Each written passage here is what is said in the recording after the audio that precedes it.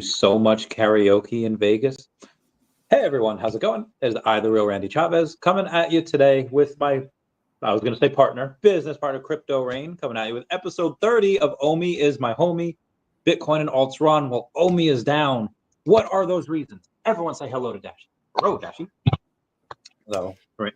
Definitely the reason is that, the Omi team didn't say hello to Dashi. Explains everything. 100% it does. So there's been some reading through the comments before we got rolling, and a lot of it, like I think generally two things. There's two parts of this, and it's kind of been fleshed out in the comments. Like people are pretty smart, and they're like one of them I want to go through. Leo Kalfik says, "Is it happening that this bull run only makes new bottoms? The team can work on VV for years. It's okay, but when the bull run is happening, shouldn't they at least do something for the Omi value?" That's not it. And it's funny, like, what can a team really do to pump their tokens value? They can build a really solid company that the company gets traction. Outside of that, there's mostly just gimmicks that they can do. We don't want them doing gimmicks. It's fine that the token price is down because it's down for other reasons. VV Ben kind of calls it out. I thought Omi sentiment was already low. Rain, is it common for alts that haven't moved relative to market to dip at an inverse rate as people flee the project to chase green candles? That is exactly what's happening. And someone else calls out the Bitforex return of Omi. So the combination of those two things, people still continue to get their tokens back from Bitforex. And people sell, it's crazy. They do the opposite of what they should do because it's an emotional play. They sell what's massively down to chase where they feel the action is. So they're showing up late to the party. Like, have you ever left a party, showed up at another one where it's like, everyone, the party's happening here, and you leave the party you're at to go to a different party. As you get there, that party's just winding down. The one you left becomes really hot. Like, that's what often happens when you make that move. So sometimes people say, perfect. Well, Rain, is that going to happen in this case? Look, I don't know when the digital collectibles narrative runs. It is one of the strongest things that crypto is introducing into the world, is this idea of collecting being able to go digital. It wasn't until we had blockchain combined with cryptographic encryption that you could prove that you have that digital collectible. And that was a necessary thing for like augmented reality items to really be provably yours. So we needed crypto in order for collecting to go digital. It's now here, but most of the world hasn't woken up to that yet. But they will, and they will this run. It's going to happen. I just don't know when. So people are like, oh, if I leave this party and go to this one, is it going to work out good? I can't say. I've tried to do those switches before. On average, it worked out worse than if I had just stayed in good positions. Every once in a while, I'd roll into something else. I'd make some quick gains, and I would roll back into whatever it was that was still cheap. Just the percentages weren't good enough for me to keep doing that. Like maybe a third of the time it worked out okay. I'm able to be a lot more patient because I played that game last cycle some because I was really trying to gain ground. I found sometimes I gained ground, a lot of times I didn't. This time I'm just staying in thoughtful positions. I'm not playing that game, but I wouldn't fault people for trying it. In fact, there are a lot of people trying it. That's why the Omi token is down. And I don't see any other reasons why it's down. I mean, Gary Gensler is going to get replaced. Probably we're going to have a much more pro-crypto SEC. Guidelines in the U.S. will probably be clarified. Things are bullish for the Omi token. That so far, the SEC hasn't gone after Omi. And with Gary Gensler's time winding down, the chances that they go after Omi are less and less and less likely, especially because, thankfully, the VV team hasn't been talking about Omi. So they're staying off the radar. And then hopefully we get a very pro-crypto SEC in there that just is looking to clarify things, not sue all these companies out of existence or to extract money from them. Yeah, bringing it back to Leo, or said make new bottoms. I mean, if you really want to see new bottoms, I don't know if that's going to happen because people tend to forget that this token's been around for a while. And people's like, oh, Omi's at all-time lows. All-time lows is like quad 0.4. So if could you get there? Sure. The market cap would be like a couple million. That'd be great if it was. I don't think it would get there, but it's crypto. Sort of says the team can work with you for years, okay, and Bowman's should they at least try to do something on Omi? Be advised that Omi has been worked on. They've delivered more this year than they have any previous year. So I'm not 100% sure what you mean by that, where you say, shouldn't they at least try again? They've had a couple of exchanges. They've had Omi to NFT beta and the live testing come out. Is it full out for everyone to try yet? And is it full out with all of the licenses that are about to come on? No. Will that happen in the next 6 months? I bet you dollars to donuts it does. But again, obviously we don't know when. And again, the couple of exchanges that we got, OKX is which we've had previously, but that's like a top 20 exchange. It does a lot of volume. What I think a lot of we're missing, and what Rain really goes over, is just that narrative. I mean, McDonald's on the 18th is putting out like a smiley face NFT over on OpenSea, and you have a company like McDonald's. They're not going to do that unless it was something that they're sure they could at least make a little bit of money on, or at least they knew that it was coming back. Does the NFT? Is it 100% guaranteed that the NFT narrative comes back? No. Do I put it at like a very, very high likelihood? Yes, and for two reasons. One, because it's cool, that it's fun to do. It's a place where you can flex, but also the manipulation. And I'm not here to say that VV is going to pump because of manipulation, but anything where you can make money on, where it doesn't have to be big whales worth billions of dollars. They could just be worth a couple million, or even several 100,000. As long as they have influence, they can be like, hey guys, they're going to buy their bags way before they go and talk about it. Like, I'm going to buy this, I'm going to buy that, I've done this. They pump it, they dump. And you could do that with anything. You could take this breaded shrimp and be like, I'm going to make a breaded shrimp NFT. And they're going to have personalities, they're going to have numbers attached to them. And like you had like Peanut as a dead squirrel. It's worth like $1 billion market cap now. Why? Because memes. People are, I'm not going to call them dumb. People are interesting creatures that throw money at things because of hype.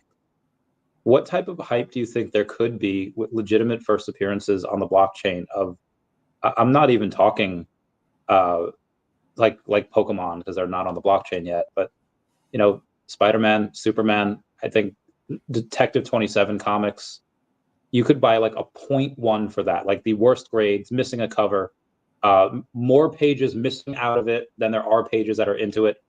You can't find that for less than $100,000. First appearances matter.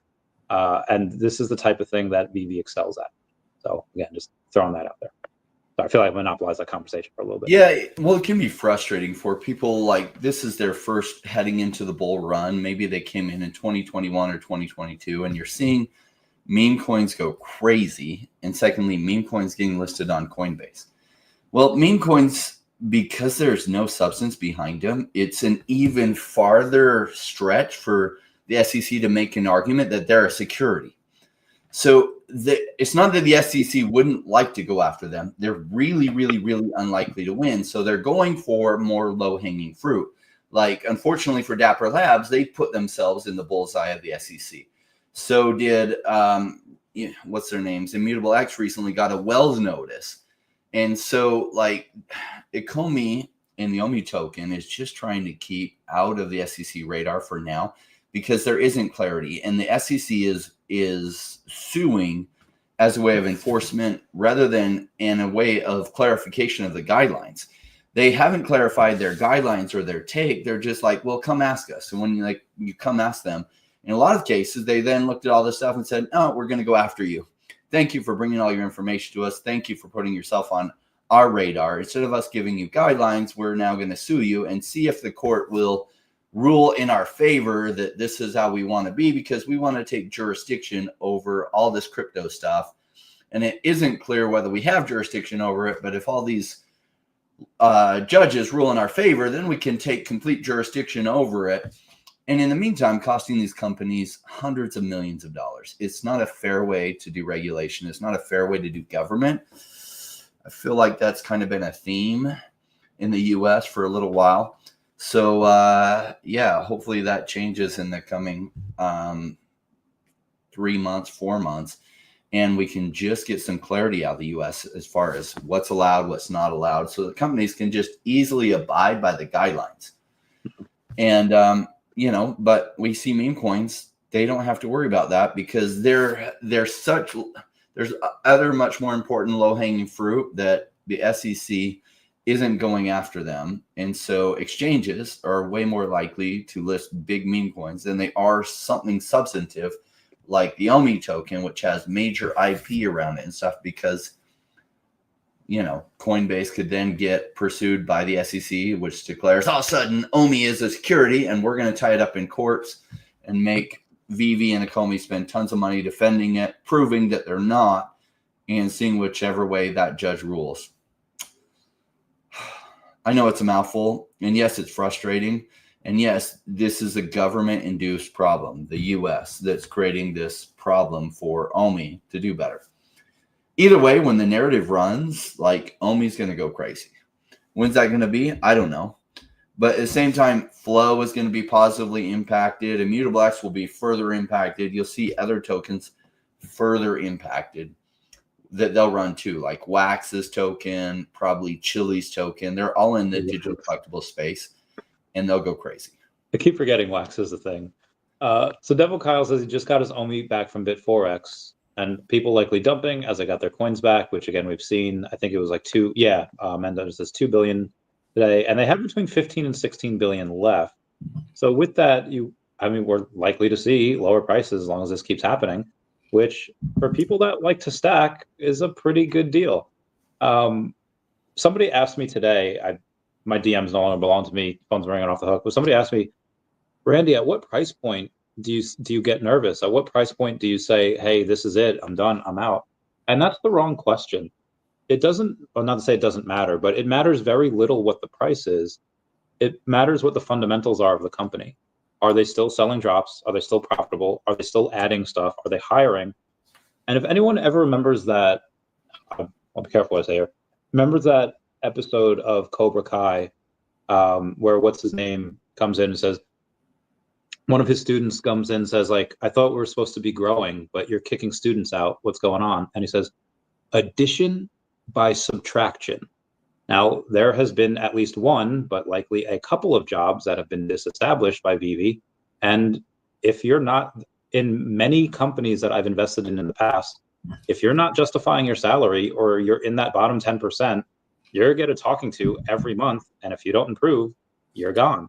And 6 of the 7 jobs that have been posted by VV, by Ben for VV hirings are all in marketing.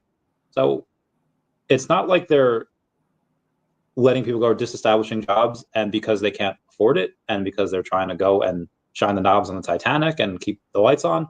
They're doing it because they're making room for a fudge ton of people, and they're all in marketing. So just reading the writing on the wall where this trajectory is going to go, you're going to reach that inflection point at some point in time, and you're likely going to go in. And what are the consequences of that?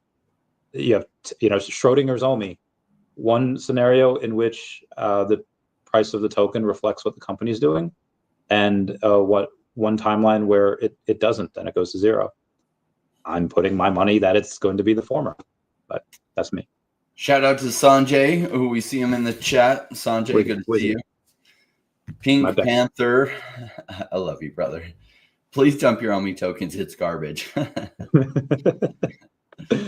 So Randy nails it on the head. What I like to think of crypto as, there's a couple ways you can think about crypto. It depends on which part of the space you're dealing with, because crypto is quite wide. You can deal in the meme coins, and like especially new meme coins, you have better chance of winning the jackpot playing slot machines than you do winning the meme coin jackpot, unless you are a major influencer that you can shield to your audience, which is some of what it is, right? I refuse to participate in that stuff because it's really just like a shield game. I don't like that. I like to think of the part of crypto that's interesting to me as early stage business investing in businesses related to the blockchain space or Web3. So Ecomi /VV falls squarely in this. And like Randy was saying, you look at the health of the company itself. And so it's irrelevant what the price of OMI is as far as like, oh my gosh, VV's going to crash. VV isn't going to crash because OMI's price goes to whatever it is. So OMI's price could go to, it could go down 99% from here and it wouldn't necessarily crash VV. VV would only crash if all their app sales went away, right? That would crash VV eventually. They would run out of money. But the VV sales are doing quite well for a bear market. They actually have money coming in, whereas most crypto businesses do not have revenue coming in yet. So as far as the health of the company, it's stronger than most of the Web3 businesses. But their token associated with it keeps going down. It does. And many people who are new at business investing see this as a bad thing because they're looking at the token price and they think what has been going down is just going to keep going down. And it feels like that. But this is where your emotions lead you wrong. Earlier on the show with Paul, I shared with a project. And if I can share my screen with you, Randy, let me share screen. Of course. Hi, Turtle. Meow, meow. So what has been going down doesn't always continue to go down. And a perfect example of that is EOS. Now, you see that it's turned around. But if we draw the timeline doesn't this kind of look like OMI's price trajectory here? Exactly. Like, oh my gosh, it's dead. I'm sure I wasn't paying close attention, but I had a bag of EOS that I accumulated during this bear market. And I was super happy to accumulate it. And, I had people saying EOS is dead. They're not going to survive. And they kind of seem somewhat lifeless as far as the token.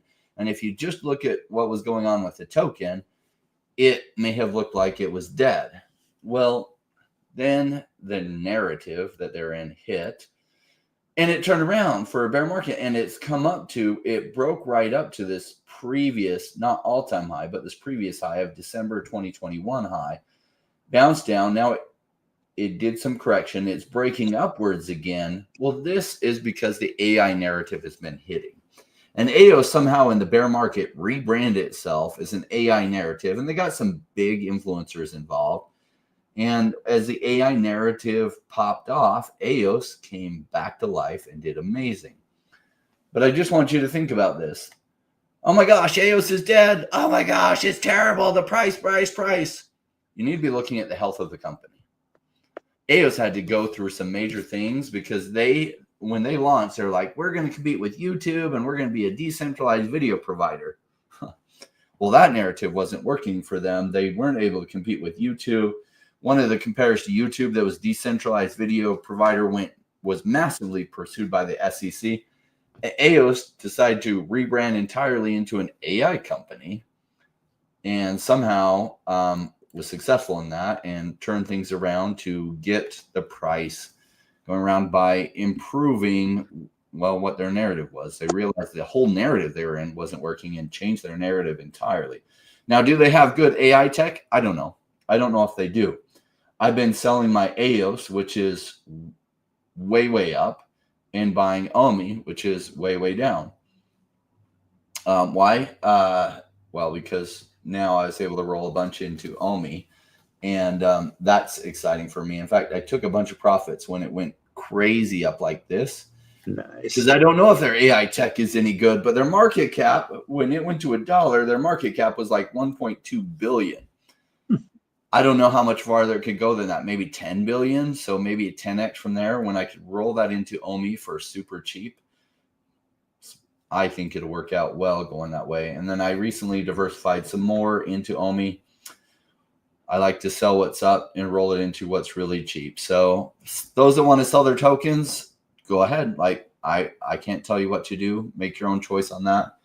For me, I like buying cheap, and I don't see the VV fundamentals being bad. I see them being better than ever. And so the fact that OMI's token keeps getting cheaper is a good thing, not a bad thing. For those that want to stack, anyway. Same. Yeah. Irog saying, what's up, guys? Just hopped in. Is Coinbase wallet on Omi Base fine? That's actually the preferred method to stack. just because it's a lot cheaper with the fees buying it over on Base as opposed to buying it on Ethereum, where the network fees are a bit higher.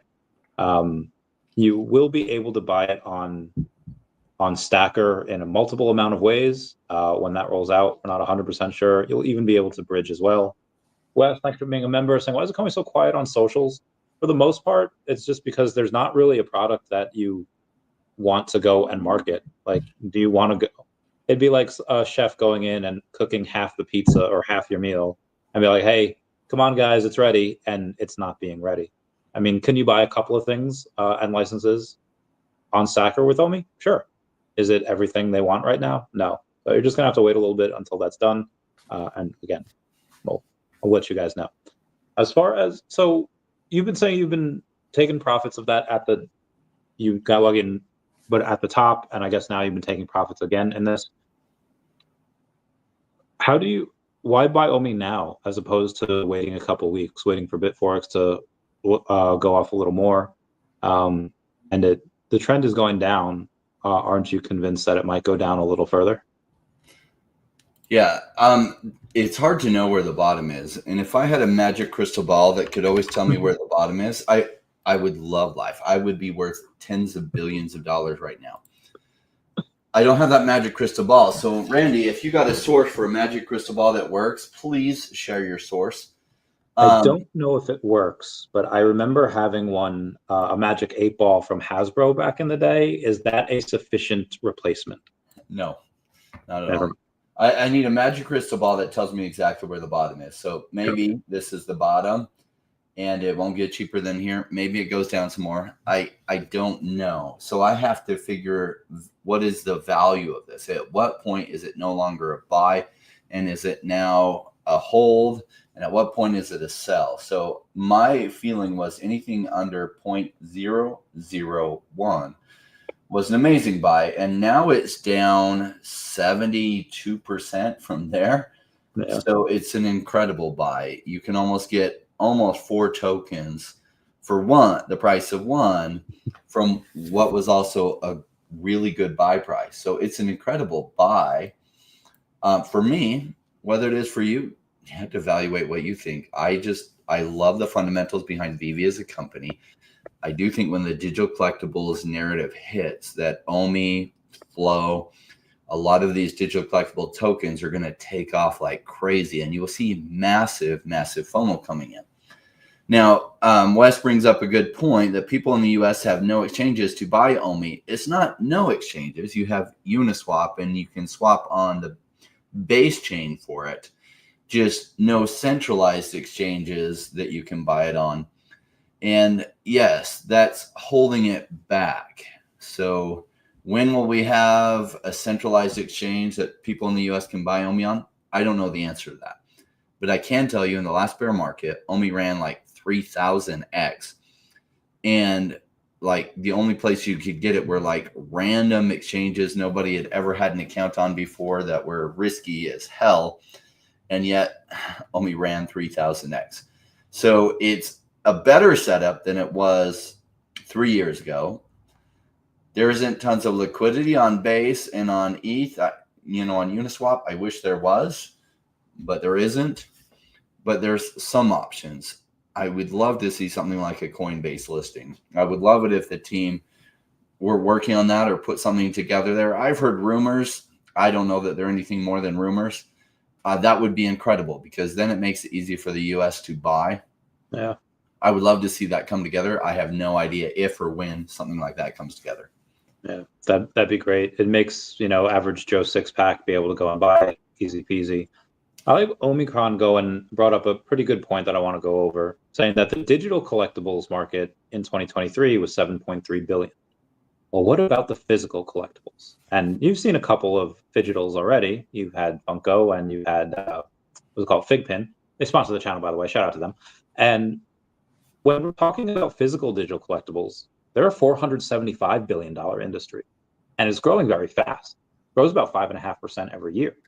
So by 2032, those physical collectibles should be over $750 billion. It's like, well, Chavez, we only have a couple of digitals right here, but how many of those are waiting to be tokenized? VeVe's already disrupting the industry. They're already vertically integrated in a lot of different ways.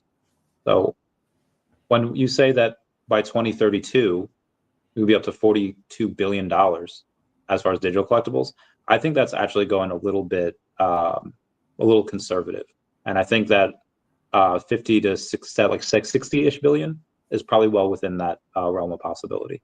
And again, VeVe is the leader in the space. If you want to go on any platform, you're likely going to choose VeVe because that's where the money is, that's where the rest of the people are. If you are a new restaurant in town, do you want to stand out by yourself, or do you want to go to the food court in the mall where there's so much foot traffic and everybody goes anyway, and they might try you out just to try you out? I'd rather go with the mall. Yeah. So a lot of it is like, this can be an exciting combined with frustrating time for people that went all in on one token. When your token's not running and it feels like everything else is, because everything else isn't running. But if you're only in one or two tokens and neither of them are running, it feels like everything else is, and makes it hard to be patient. It's one of the reasons over the past 3 years I preach diversification. However, for those stuck in tokens that aren't running right now, if you're trying to diversify, you'd be selling what's low to chase into what's high. The optimal time to diversify was when everything was still low, not now, because then you're selling low and buying high.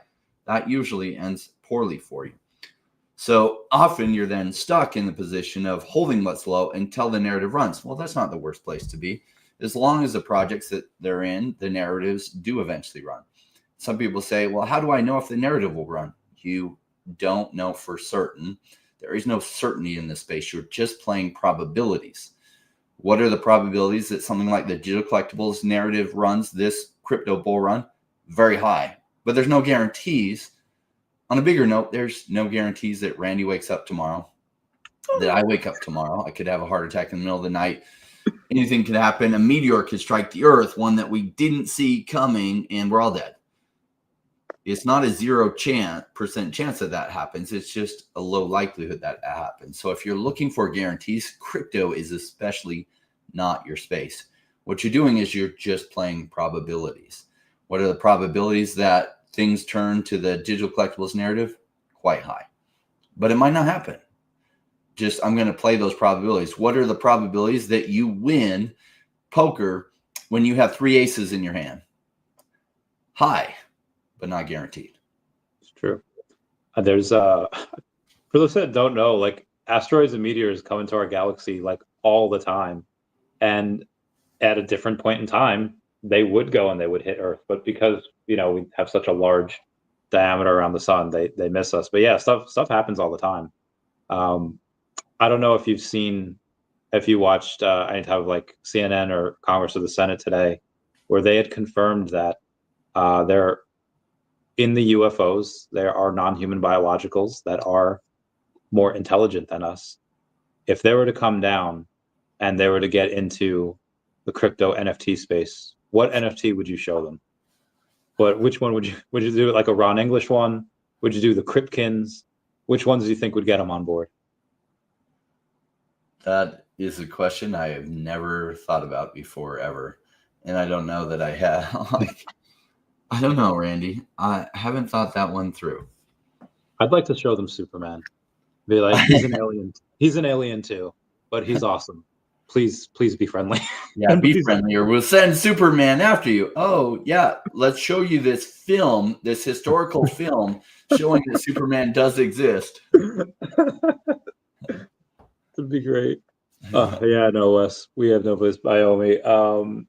Bulgars have been selling Pepe for Definity. I think I made 10K on Pepe so far. Nice. You had something like, let's say like Peanut, which is, I don't have any. I'm not trying. I wanted to get some when it was like 3 cents. It went to 30 cents. Like, I missed it. And now it's like $2.30. So clearly things can happen that shouldn't happen. It's a meme coin of a dead squirrel. There's no utility with this, but it's up 392% today. I've often said before, and you've echoed this as well. I think we both come to that independently, that a lot of times crypto goes to where it shouldn't. I don't think there's any reason why Peanut should have a $2.3 billion market cap, but it does. I don't think that Omi should have a $30 billion market cap. It might not even deserve a 15 billion, half that, but I think it can. What other absurdities have you seen? I know you went over a story one time where a crypto project like 3x while the CEO was sitting in jail. Yep. But what other absurdities have you seen that make you believe that Omi could potentially go to these crazy highs, even though a lot of it would be justified? Well, so back in 2017, XRP's market cap surpassed ETH. XRP went to like $3.30. It shouldn't have done that. Its utility was not yet there. And a lot of the things that they were doing like hadn't rolled out yet. And you see the like bandwagon approach is that people get behind these things and they just FOMO in. You see that with Peanut. There's no functionality. It's a game of musical chairs that people just run to the musical chairs. Now, I don't like to buy things without substance behind them because the game is already dangerous enough of that you're often left with no chair to sit in and you're screwed, and the values reverse super hard on you. It's even riskier when there's no substance behind what they're doing, so it's harder to tell what's going on. Now you can rely on the sentiment side of things, and you're gauging sentiment, or you're doing sentiment analysis as to what to FOMO in. And a lot of these things are short-term trades, and some of the things you throw money at will go down massively from where you throw money at, and some of the things will win. The reason I don't spend any time there is because most of the people that I do know that spend time there, they don't do very well in their crypto investing. The few that do exceptionally well there, they have really large YouTube or Twitter accounts, and essentially they're telling what they're going to do to their audience. Their audience is then chasing into it, so they create their own pumps in the tokens that they're buying, and it makes them look like a genius. There's one major influencer that's like, oh my gosh, over the past 3 months, I've had 100% win rate except for on 2 projects. And don't worry, none of you guys got wrecked on these 2 projects because they were secret projects. I didn't tell any of you about it. Well, if you think about what really went on there, he had 100% success rate on all the tokens that he had announced. Why? Well, because his audience had all FOMO'd into those tokens and driven the price up. The 2, so when you put them in like normal investor framework of like, I think this is a really good deal, but I'm not going to tell anyone about it because I have a massive audience and I just want to see how it does. And he gets absolutely wrecked on it, what means that like same position that you would be in where you don't have a massive audience to pump to, he got absolutely wrecked. So the only reason he had 100% win rate on those is because his audience of 1 million viewers was FOMOing into everything that he was talking about. Now, you don't have that power to do it, and you don't need that power to do really well in crypto investing. In order to do really well in crypto investing, I know a lot of people that have no YouTube audience that have become millionaires through crypto investing, and they look at fundamentals and they invest in strong companies with strong teams with strong narratives, and they patiently wait till those narratives hit. And you don't need a massive YouTube audience to do that. Mo Clutch said, any new IP coming to VV? There's always stuff that David's signing on. We had Jurassic Park for 2 years before we got that. So Blackpink he had for over 1.5 years. Anything's possible. Ben was asked about certain WWE wrestlers or AEW wrestlers. He said he's fans, but he said that's all he'll say.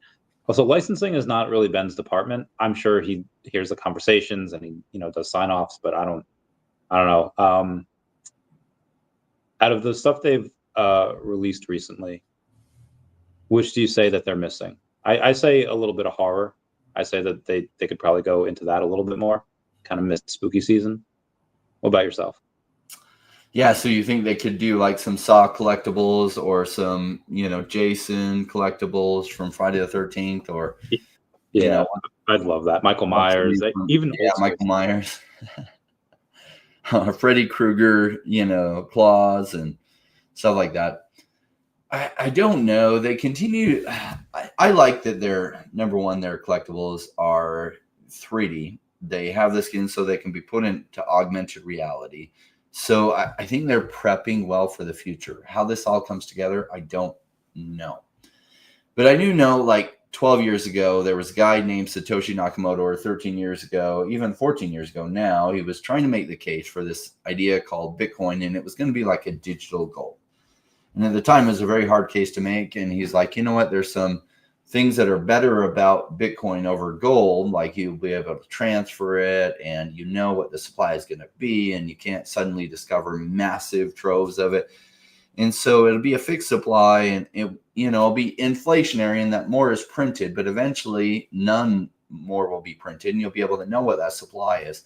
So it's got a fixed supply and all these properties that in some ways, like gold is superior in that you can make jewelry out of gold, and you can make electrical circuits, which gold is a great conductor for electricity, out of gold. And you can't make those things out of Bitcoin, but Bitcoin is easier to send around the world, easier to store securely because nobody can see that you're holding it. So there's a lot of things that make Bitcoin superior to gold as a store of value. And that argument took a while to win, and that argument is now winning over a lot of people. Okay, so digital collectibles in many ways are superior to physical collectibles, but not in all ways. Because physical collectibles are amazing because you can put them on your shelf behind you. That's cool. You can play with them, although you probably lose a lot of the value if you are playing with them, but you can play with them. But apart from that, I know a lot of physical collectors, and you run out of storage space. There's some major downsides. When you go to sell it, you got to send them off to be graded. That costs money. That takes time, takes effort. Then you got to try to sell them on a marketplace, and then there's shipping costs. And people from Argentina can't reasonably buy it because, the item might get taken in customs and may never get to them. So your marketplaces aren't worldwide. So you can only sell into certain marketplaces. So there's a lot of things that make physical collecting inferior to digital collecting. With digital collecting, you can't put them on your shelf behind you yet. Kind of, you will be able to. But you can't play with it as far as your hands, but maybe in the future you can take those into your video game or some video game. It's unclear how that's going to come together. But you can store them digitally. You could store 1 million NFTs in just the cloud. It's like stored for you. You don't have to worry about running out of space. That you can put them on a marketplace that they can instantly be marketed and available to possibly anyone in the world that has access to the VV marketplace. And so you can sell them with a very low transaction cost relative to what you'd have to do with shipping and everything with physical collectibles.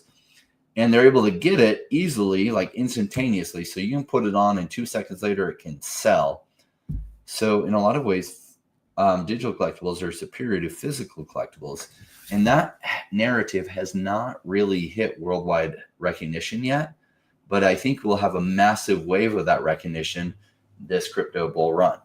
We don't likely see that early because a lot of the focus goes to Bitcoin, meme coins, and a few other things that happen to run. It looks like AI might get some of that narrative early. But then the money starts to cascade through the rest of the space. And as it does, usually some people with a lot of influence come across me like, oh my gosh, this VV company is a gem. Oh my gosh, they have this token associated with it. Oh my gosh. And then their massive audiences start FOMOing into Omi, which creates a pump. What do people do when they see massive green candles like that? Oh, then they FOMO in. And that's why Omi at some point completely turns around. Why VV's got tons of strong fundamentals behind the company. The token associated with it at some point gets massive recognition, especially if they can continue to stay off the Securities and Exchange Commission radar through Gary Gensler's the end of his tenure and some reformation of the Securities and Exchange Commission at the U.S. and can get some clarity from the U.S. So, Ecomi knows what they can and can't do with their token. Cool. And that list of what they can't do with their token might get smaller as you have a new chairman of the SEC, as they have an overhaul. Physical collectibles, I don't know if I'll ever get into again as someone that goes and buys and sells stuff. I'll get into them just to collect. But for those that don't know, a few years ago when I was in that Pokemon business, after Brexit happened, it's not that you couldn't sell to anyone in London or anywhere in Britain, but let's say at the time a $2,000 PSA 9 first edition Lugia, yeah, they pay $2,000 for it. And then they had an additional 40% tax on it when it got to the country, which is bananas. And you couldn't go and say, oh, it's worth like $500. So they only had to pay, what was that, an extra $200 because you had to insure it. And they went by the insurance. So it was just insane. I would never get into that again. And even when you have people that you ship to in the US, they could go and they could say, hey, this was damaged. And even though you probably didn't damage it, it was a USPS, FedEx, whatever that damaged it, they could still go on their PayPal and they could revoke their payment. And then it's wild. So digital collecting, like you said, is far superior. And I know many people, including myself, would never go into that physical as a business again. For collecting, sure. At least not on my level where I'm the one doing everything. If you have a big business that's doing, I don't know, millions per month, yeah, that's fine. At that point, it's worth it. But yeah, it gets insane. We got some more comments over here. Best AI crypto. So you were in that AI crypto. What other cryptos have you gotten into? Well, I think a lot of the AI crypto projects are just crap. Like most of them I see in the behind the scenes spaces with people with influencers, some of the chats I'm in that I just read through occasionally. I don't stay up to date on them because a lot of it is, this is coming out, let's all buy in cheap and let's show it to our audience. And I just won't participate in that shit. Yeah. But I still stay in the chats to see what they're talking about. And it's like, oh, this AI project. And there's 2 people that graduated college in AI and it's like, what is the project? Oh, it's an AI project. What do they do? It's AI. What do they do in AI? Can you give me more than that? I don't know, but it's going to be great. I don't want anything near that, right? So one of the best AI projects that I know of is like Definity. Like Definity actually has a working AI that goes in and tracks what things are going to pump. What is the probability that something goes? People make big money. They pay big money for that. Switches, right? So switches, it doesn't tell you which way it'll likely go up or down in the next like 10 minutes, but it gives a probability of, some major volatility coming. And there's actually a fund that uses that information to trade against. That's very profitable using that information by their AI. Just most people don't know Definity for their AI, but Manu commissioned one of the top AI companies to program this. So not some random 2 people graduated from college in AI and making this. They actually went to one of the best AI companies out there to help program, to read the data and do this. And so have they really branded themselves in the AI narrative? No, they haven't even really tried. Is it better AI than most of the AI projects out there? Yeah, most of the AI projects out there, I can't really identify what it is their AI is really about and how good it is. So they're like, oh, it's being worked on. It's like, what's it going to do? Stuff. It's AI. Why are you asking so many questions? Because I want to know what it is your company's supposed to do, because I don't just throw money at companies. I can't even identify what it is they do. Yeah, but it's AI and AI is going up. Okay, but let me just look for AI companies that are actually doing something that I can understand and wrap my mind around. Even the companies like NVIDIA that are making these chips, and they're doing it for these billion-dollar companies. Yes, ChatGPT is awesome and they have improvements, but a lot of the stuff that they've claimed to make strides for, spending tens of billions of dollars on things like voice recognition, they can make something kind of sound like Scarlett Johansson. They can make something kind of sound like Cartman and he sings. And I get it. That's fun. I use that. It's good entertainment, but I don't think it really justifies the amount of tens of billions or hundreds of billions of dollars that these companies are making. I'm not saying that there's a bubble, but again, for me, it's hard to see how a lot of these market caps are justified, and very similar to the .com bubble or the NFTs. Like when me and you were at NFT NYC a few years ago, how many people did we get that asked us, "Hey, can you guys make a video for our company?" We were into NFTs. We just raised a couple $1 million, and they didn't really have a working product. They had some NFTs or they had concepts of one. Yeah, they paid $10,000 to an artist to design a bunch of NFTs, and then they minted them and stuff. Spent some ETH gas fees to mint them, or made people pay the gas fees as they minted them, and it was and they raised $6 million, $10 million. Holy cow! Like that's crazy train. How many of those companies are still around? Neopets is the Almost only none one. of them. Neopets is the only one I saw. Yeah, a very small percentage, right? So a lot of those NFT projects, the predictability on it was really low. And even Dr. Staffy reached out to me about Bored Ape Yacht Club. And he's like, hey, this looks really good. When they had already been minted, but the floor was 0.08. And I said, it looks kind of cool. But the predictability, there was 10,000 different NFT projects coming out. So the predictability really came down to who is the team and what influencers are they associated with, because there wasn't much substance behind it. And they got some big influencers on board that kind of all piled in together and shilled it to their audience, which helped to get enough traction that then later celebrities started buying it. And as celebrities started buying it, it carried its own momentum. As these celebrities bought it, updated their Twitter profile picture as that. But the predictability to be able to see that it would go that way was just low. It did end up working out on that one. But there were 10,000 other projects that like it didn't work out on. So I just don't like the predictability in the raw NFT space. Now, something that gives digital collectibles a higher predictability is massively established IP like DC, Marvel Comics, Disney.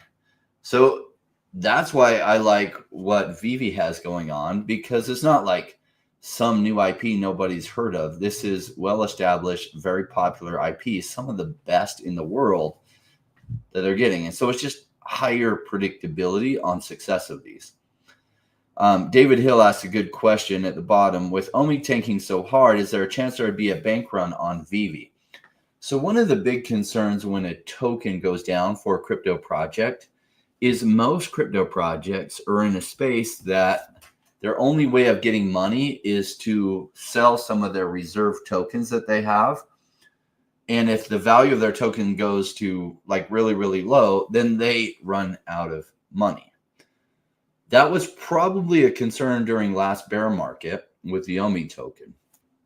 But now they have a functional business that is selling digital collectibles and making revenues come in. So it's made what the Omi price is irrelevant to the survival of Vivi as a company.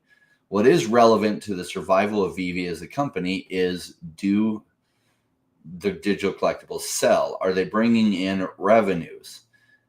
That also makes them bankable. So say they're trying to grow faster than revenues they have coming in. Well, they can show those existing revenues to existing banks and say, hey, look, here's our user base. Here's how many collectibles we're selling. Here's what our revenues are. We want to borrow XYZ amount of money at 5% interest. And they're loanable. Why? Because they actually have revenues coming in. This is what makes them stronger than most businesses in the crypto space. Most businesses are surviving off of selling their crypto tokens, which they hope don't go down in value, because otherwise their reserves go down massively and they're in a riskier space than what Vivi's in. As far as a bank run on Vivi, I consistently see sales every day, and they're for the lower tier stuff too, but they're also for stuff that is, or at least were grails, like Secret Rare Spider-Man. Somebody just spent $3,100 on it. I don't think he really. Yeah, you're gonna get one. You're gonna get one. It's really low. I don't think you're gonna go and see a big bank run on this, especially when you have Omi to NFT come out. If you're going to want to go in and sell some of your collectibles, I would rather sell it for Omi. And I've done this a lot of times before, just so I can, help out the live beta testing and all that. But I would sell it for Omi because there's no cash out fee. I mean, sure, if there's a run, or if people decide to go and cash out, Vivi makes a little bit of money. One, they make money on the transaction. Two, they get a little bit after they do the cash out fee.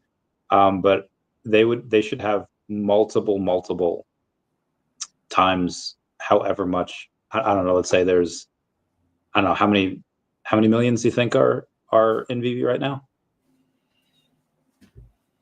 How many millions of what?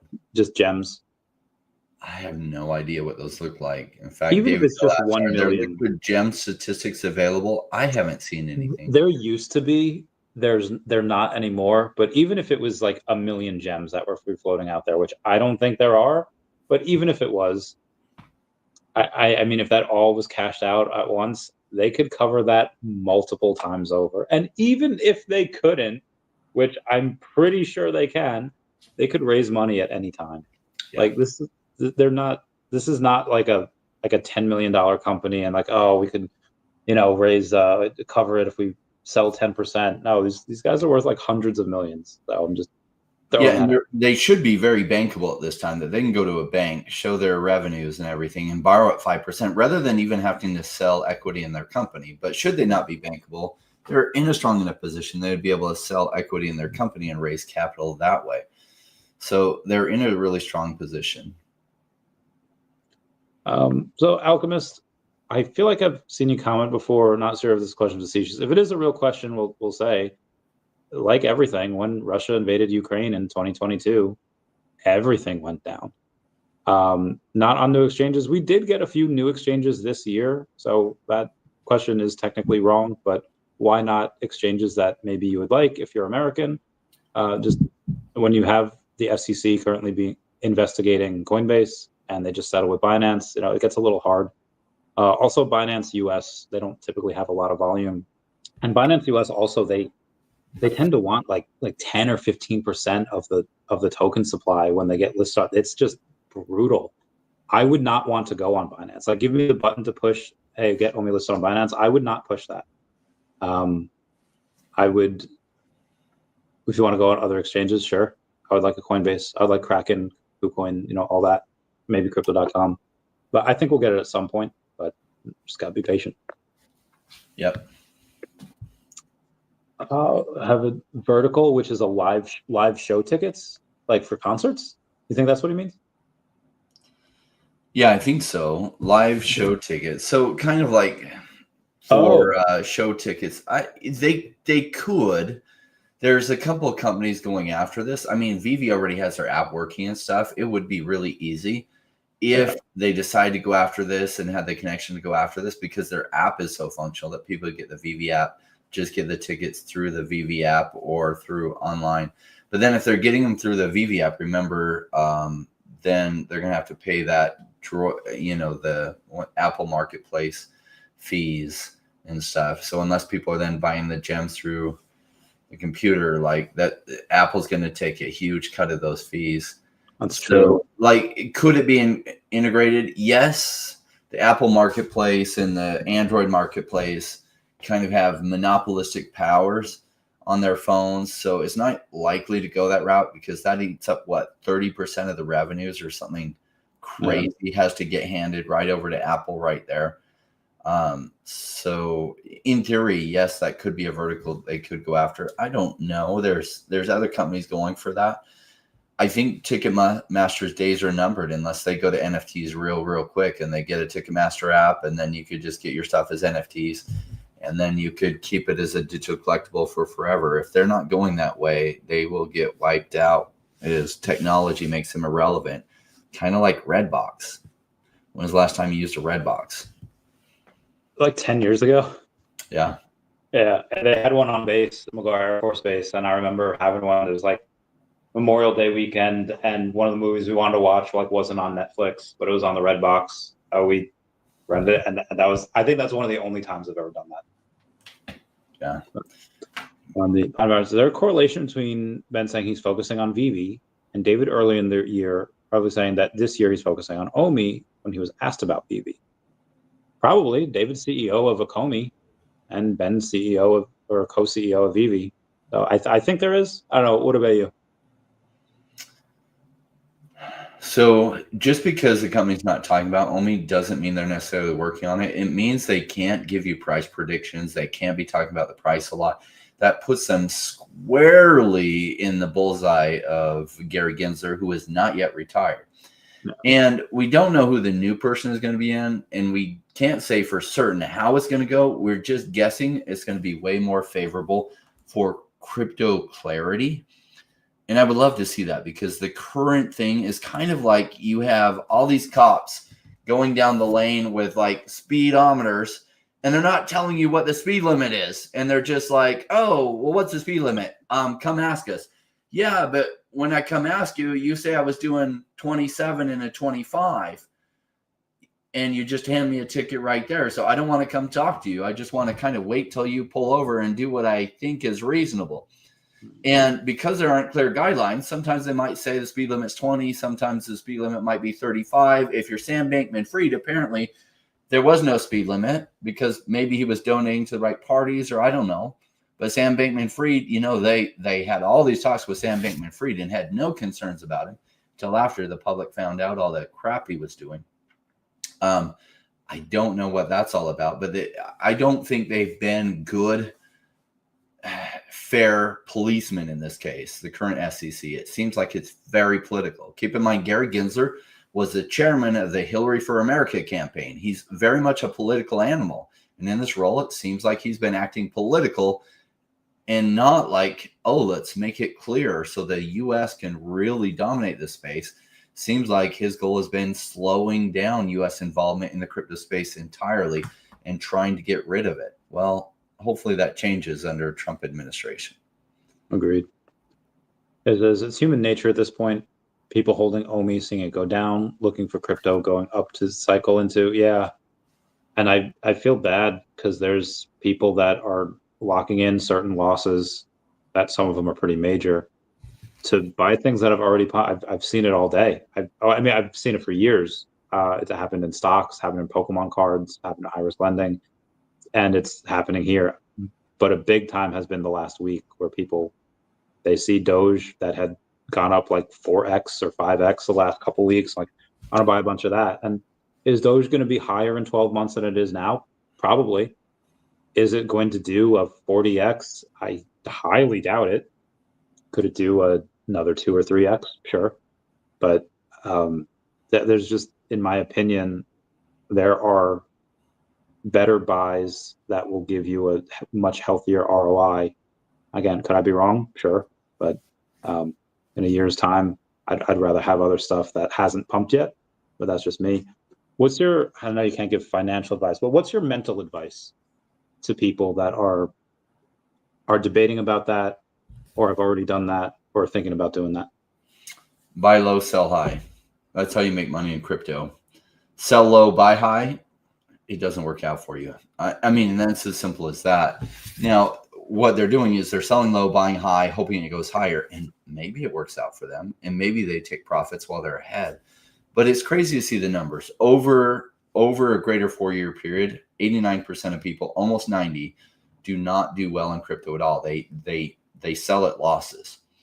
There's another 5% that does okay. They don't make like life-changing money, but they do okay. The remaining 5%, almost 6%, do incredible. So what do those that do incredible do? Well, I cover that in a course, Zero to Crypto Hero course. I cover that on my channel. That's what I think about all the time, because I like to try to be effective. And to be effective in the crypto space, you're looking at odds that are favored for you rather than against you. So if you're selling something really low to buy something that's already been running up, you're actually taking a bet where the odds are somewhat stacked against you. Now, does that mean you can't win? No, it just means you're less likely to win.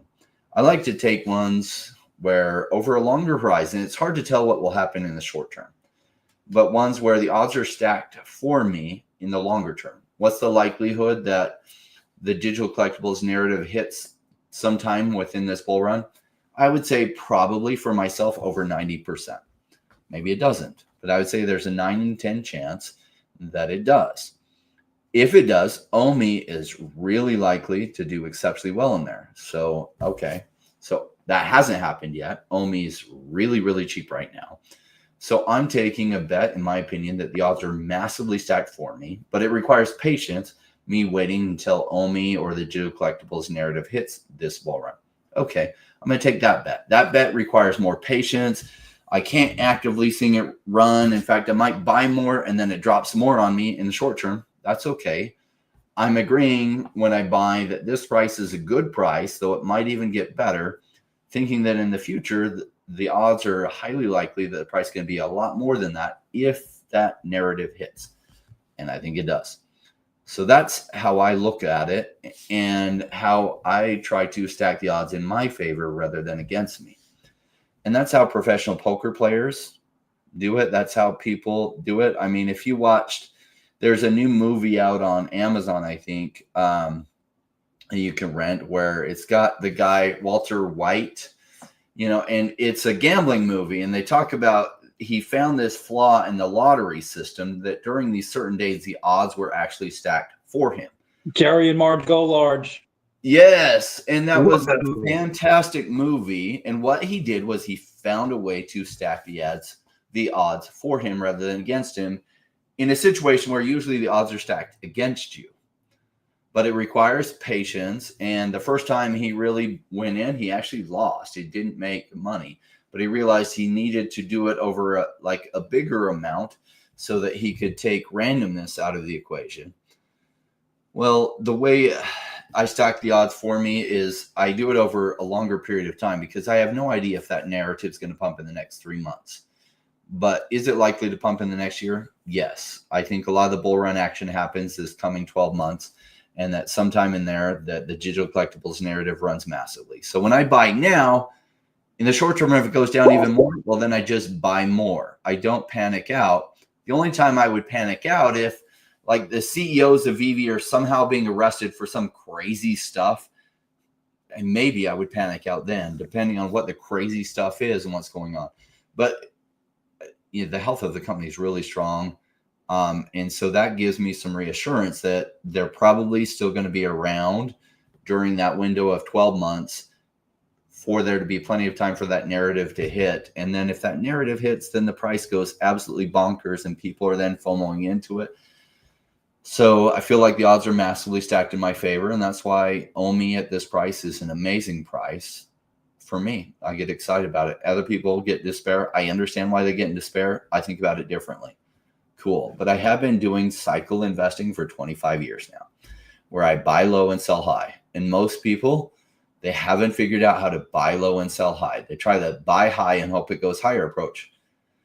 And generally when you do that, the odds are stacked against you. Agreed.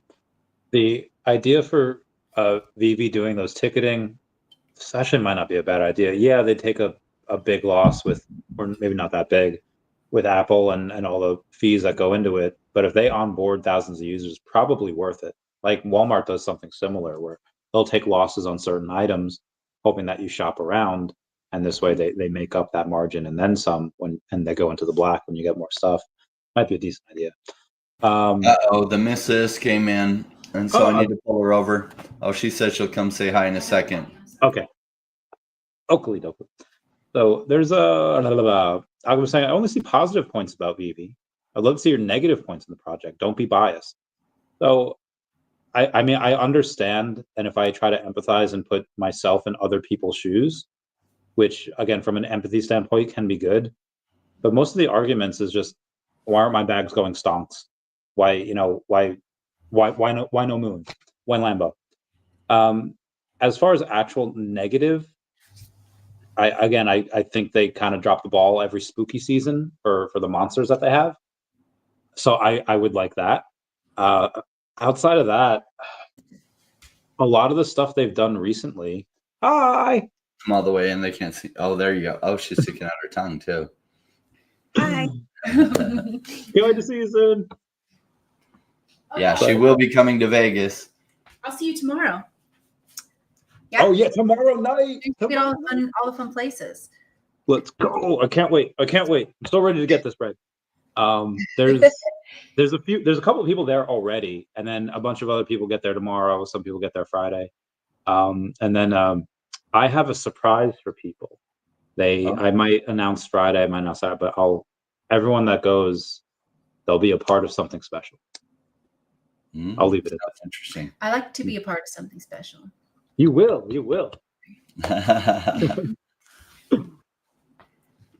But there's the negatives that have happened. Ben kind of addressed those in a lot of the updates, and like, hey, this is what happened. Should have communicated here. It's like Eminem doing the rap against the new Captain America, where he goes on and says like, Yeah, my friend did shoot himself in the foot. My friend, and he goes over all the negatives, and a lot of that's been addressed already. As far as anything recent, I haven't. I don't know. Can you think of anything recent? Well, the negatives on VV is, well, like, are there skeletons behind the actual digital collectibles? I don't think there are. I was talking to Dr. Profit about that. He thinks that AI can be programmed to actually program skeletons in there quite cheaply, because what I'd love to see is, some of the negatives is I don't know if VV ends up getting to where the Marvel Mighties can be in their own little video games. I don't know that direction has been taken, and maybe that's a missed opportunity. I think it would be something cool, but then you're dealing with licensing issues and getting Disney to okay that, and getting them to okay things like that. So I think some of the negatives or VVs for VV are, I don't know that they're places they could go that I would like them to be able to go. And that trying to get Disney on board retroactively of, yeah, we want to make little mini video games with these cool things too. I don't know that they set it up anticipating that, and I would like to see something like that. That would be cool. Imagine a Marvel Mighties game where you could actually only use the characters that you had purchased. Cool. Is that a missed opportunity? Probably. I don't know that will come around, though. Dr. Profit has talked about these things and how to put it together, and he has some really good ideas on it. Those were some fun conversations. But that, like, overall, like, David is getting top intellectual property. I remember being a VV fan when they had DC Comics and a few other minor IP names, and like Tokidoki and some other things, but it wasn't major stuff. And then they got Disney, Marvel Comics. I think was a huge win, getting the digital versions of Marvel Comics, a huge win. So I think the positives as far as in this space of digital collectibles massively outweigh the negatives. But because the price of Omi has been going down for 3 years, there's some people that are like ex-girlfriends that they can't see a single thing positive about their boyfriend they broke up with. All they can see is the negatives because they're not able to look objectively. Objectively, I think VV is crushing it in the space. The new co-CEO, I really like him. I really, really like who David Yu is. I like the team members behind it. I love that they could bring on top talent like Sanjay, who isn't an employee of VV and does massive things to grow VV. That's a huge win. Look at the influencers that it attracts to talk about VV that don't get paid to talk about VV. I think that's a massive win. They're able to attract so many things. Like there's companies that reach out to me all the time asking me to talk about their project and they'll pay me money. I just have to tell them no. VV has all these people talking about them all the time without paying them. That's another huge win. Why? Because they believe in the future of what VV is doing. That's great. The community that's enveloped around this, such a strong thing. I think when I look at, I do as an investor try to stand back and look objectively. I think there are 95 things right about VV and maybe 5 things wrong about VV. So it just drowns out what's positive about it. Would I love the Omi price to go up? I would love the Omi price to go up eventually. I don't need Omi to go up in the coming 3 months. If it happens, well, shoot. Agreed. If it stay down for the next 5 months and a few other narratives run that I have some holdings in, I would really like the number of tokens to have a different letter than M in it. We'll see if that happens. I don't know that I'll be so lucky, but we'll see if that happens. I'm hoping, Ryan. I'm praying for you. Get this bread.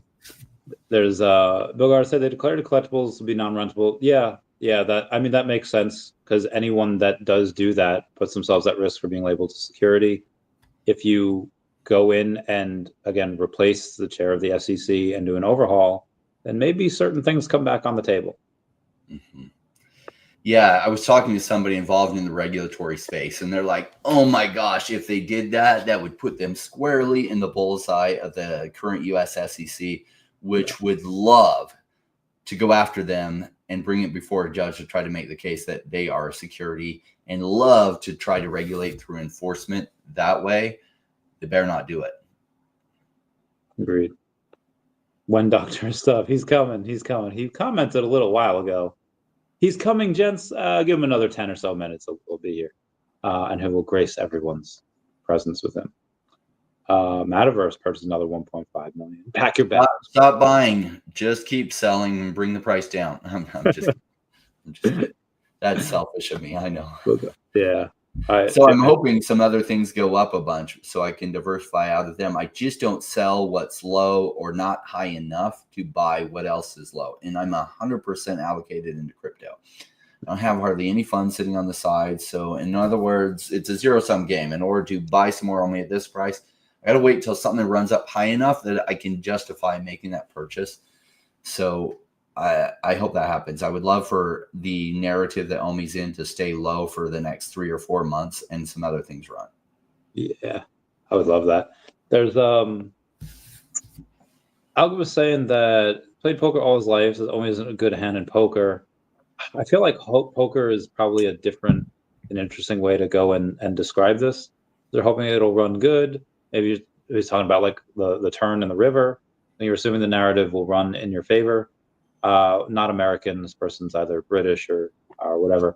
I mean, again, it's just probabilities, and like Rain says, probability of something. I don't have to hope that the narrative will run. The odds are stacked in my favor that this is one of the narratives that will hit. I laid out the case for why digital collectibles are superior to physical collectibles, and that strength of the narrative gives me a high probability that people recognize that going on. And Vivi's done a good enough job having collectibles that are cool enough. Like I've seen people's reactions to this. So it's not that I'm just like pulling his straw out of the hat. In order to play well at poker, you have to have seen how the probabilities play out over thousands and thousands and thousands of hands. Now, I've been in cycle investing for 25 years now. Not brand new to this. This is my third bull run. I went through kind of half a bull run in 2017, a full bull run in 2021, and then this one. Cool. So my guess at the probabilities is 90% chance that it hits. Now, maybe I'm wrong on that. It's only an 80% chance. Maybe I'm wrong on that. It's a 97% chance. I don't know exactly where the probabilities are. That's my feel on the probabilities. Just like when you're assessing whether to go all in on your hand or not, you're having to guess what the other players might have. And you're using that information to know what your probabilities likely are. You don't know what your probabilities actually are. You just know what they likely are when you're playing poker at that level. So same thing with strategic investing. You don't know exactly what your probabilities are. You're assessing what they probably are. And that's what I'm doing. And I feel like it's massively stacked in my favor. If you want to take a different bet, cool. We'll know in a year who's right. Maybe much shorter than that. Probably 3 to 6 months, I'd say. Anyway, David Hill said, I was playing around ChatGPT earlier doing calculations, potential Bitcoin National Reserve. They did say they were going to get up to 1 million. So they have to buy about 750,000, 750,000 of it. They were going to do that over the next 5 years. So he says it's projected that Bitcoin to get to 500K in 2028. I mean, many people are speculating a 250,000 at the blow off top next year, which I think makes sense. 500K seems like a lot. But again, by like that 2028, 2030 mark, yeah. What happens to alts when that happens to Bitcoin? What happens to alts when you have this insane super cycle? If there's a super cycle, right now it's just purely theoretical. But what happens to alts? So right now is a great time to be in crypto. And though the overall numbers of success, only 5% make ridiculous money in the overall 4-year cycle. If you're here right now, the chance that you make money in the coming 6 months is quite well for you. You'll see even shit that shouldn't fly, and you'd be like, oh my gosh. However, will you take profits out of that and pull it completely to the side? I don't know. So it also depends on what decisions you make. Some projects will still die from now to 6 months from now, but a lot of them won't because the momentum will be going this way. And so your probabilities, if you've been accumulating over the past year or you're massively accumulating while it's still cheap now, are quite good for you. Maybe 50% chance from here that you'll do quite well in the coming 6 months because the timing is in your favor and timing is everything. Cool. So what decision are you making? I don't know. Hopefully you're making some pretty good ones. Remind me what the question was.